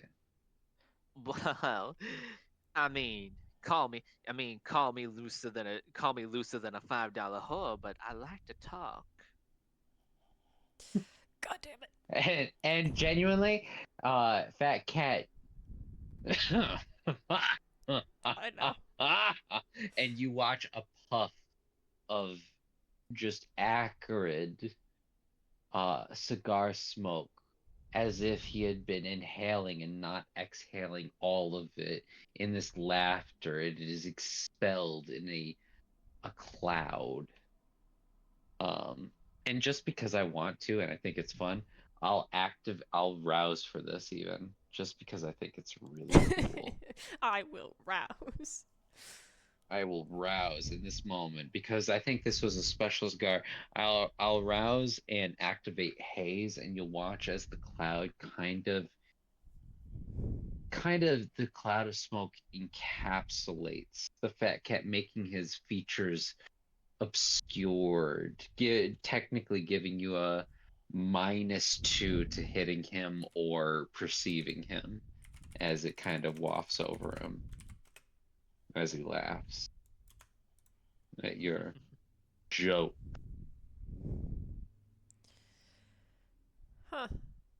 Well, I get hungrier. Oh no! Well, I hope you're well, not at some of full. us have to be, some of us have to be a little more of a jokester. Though you met me 40 years ago, I was nearly not as much laughable as I am now. Yeah, 40 years ago, you seemed to be a bit more of a prick. Seem to have Oh, mellowed out these days. 40 years ago, 40 years ago, I was doing things that would make even you cringe. And at that moment, as she says that, her smile actually kind of leaves, and the energy around her seems to almost become a little more unnerving. You watch as Fat Cat glares at you and takes a step up. You hear him utter a word in Latin, something you'd be familiar with. Something that means something personal to you. And he just kind of looks. I'd keep my temper even in here. This is your second chance after all. No temper. You're the one who You're the one who stood up. You're the one who stood up, quite angry. I will speak only the truth.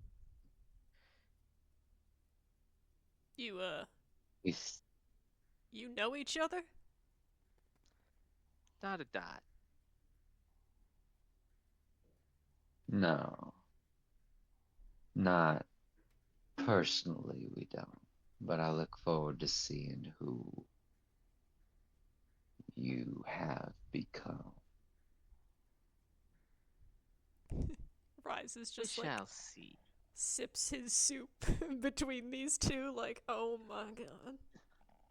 Alexandria then finally picks up the fork, twirls the bolognese, and just into her mouth and just, mmm.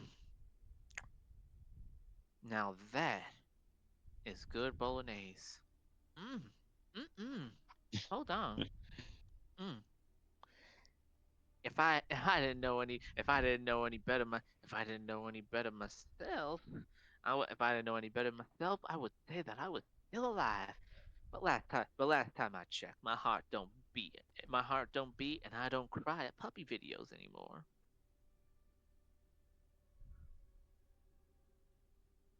Petriska sits back down in his chair, and the cloud of smoke slowly dissipates over time. Still kind of following him around, but not obscuring his full details, just mainly his silhouette. Mm-hmm. I think I'll head back from that. Rise, it was a pleasure having you, Miss LeBlanc. Thank you for your patronage. You two have a good night now. And you as well. And she finishes up eating, gently cleans her face with like a napkin and like places it down on the table, stands up, and she's like, now then, Raz, did you wish to speak further, or is that all you needed to know? I appreciate your time, Miss LeBlanc. I have a few more people I need to speak with about another deal I might be making. So, yeah. Risky boy. Lots of deals. Lots of deals with the devil.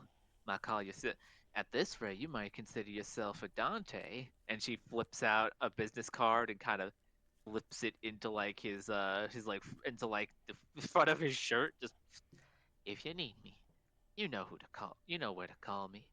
But just in case you want to visit, that also has my hotel room on it. His Don't eye. be a stranger. Don't be a stranger, right? Don't be a stranger, Rise. And and you too. And she walks out, and then a little bit behind, as she like steps out, her bodyguard is standing by the door, and then out of the shadows scrungles Igor. God, No. I love Igor. He scrungles out. Yeah, he scrungles out from under the fat cat's chair, actually, and just No more scrungling. I love the and scrungles. he scrungles away, and he scrungles after her before kind of fading No, into the I shadows hate it. again. I hate it. I love She it, gets but I inside. hate it. She gets inside a very nice, like crimson red, dark maroon crimson red Rolls Royce, and they drive off. I think Rise had stood to say goodbye to everyone. And I think he's kind of something is settling over him, and he kind of like stumbles and collapses back into his chair, like, oh fuck. What was his last name again? Devlin, Devlin. Sounds Irish. Mr. Devlin, are you all right? Oh, sorry. Yeah. I'm fine. Just, it's intimidating. She gives off this vibe. I'm sure you are used to it if you know her. Yeah, in fact, I know her a little bit too well now. Oh. He's kind of like suddenly more cautious than when he had walked in. Well, I said I'd get you an answer by tonight. I should go talk to my people. So, thanks for everything, and I'll text you, I guess. You have my contact information now. You have a good night. Yeah, appreciate it. And he's kind of making for the door again.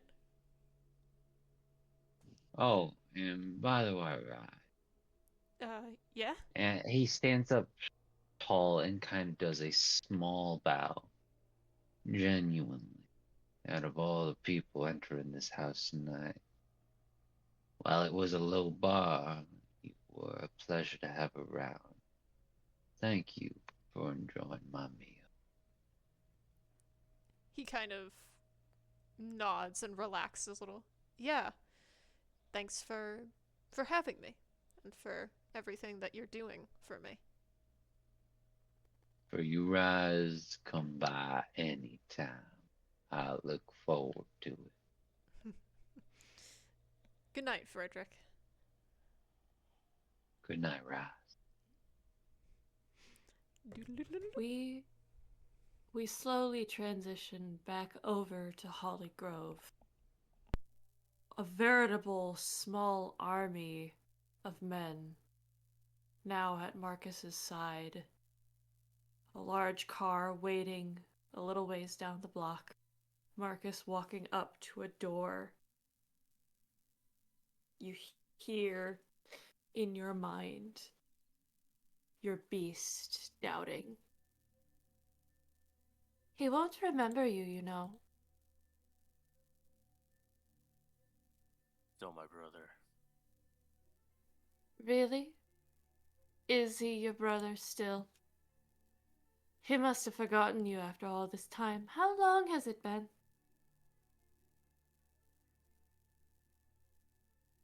Almost 100 years. A human mind can only last so long. He's probably forgotten all about you as some strange nightmare. Whether he remembers me or not does not determine why I do what I do.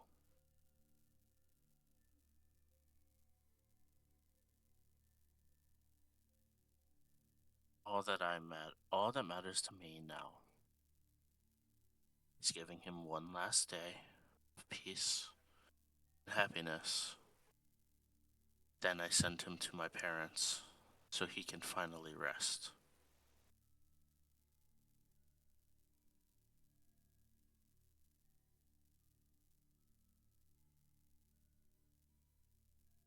I will not let anybody else manipulate my bloodline any further. Are you sure he's going to be happy to see you? You remember the last night you saw him, didn't you? The blood on your hands.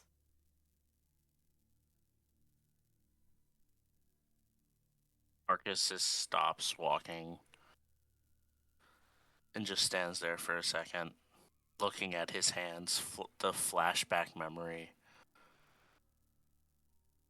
his parents' death, Amber being chased out of the house, always on the run. You think he'll so easily forgive you after all these years?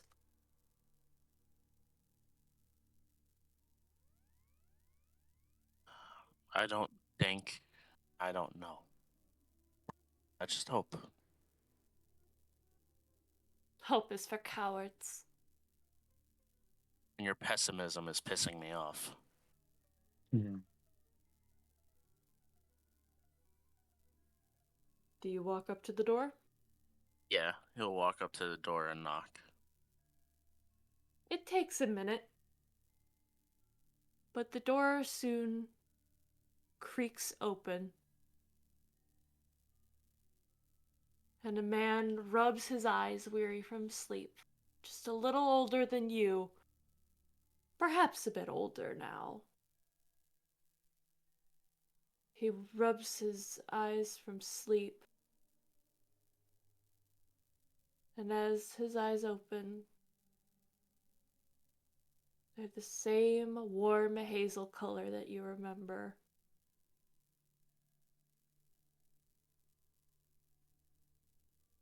And Joshua is standing in front of you at last. Joshua Payne?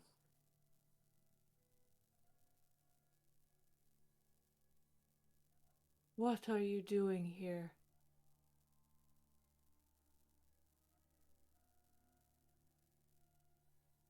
You're supposed to be dead. That answers my question. Mind if I come in?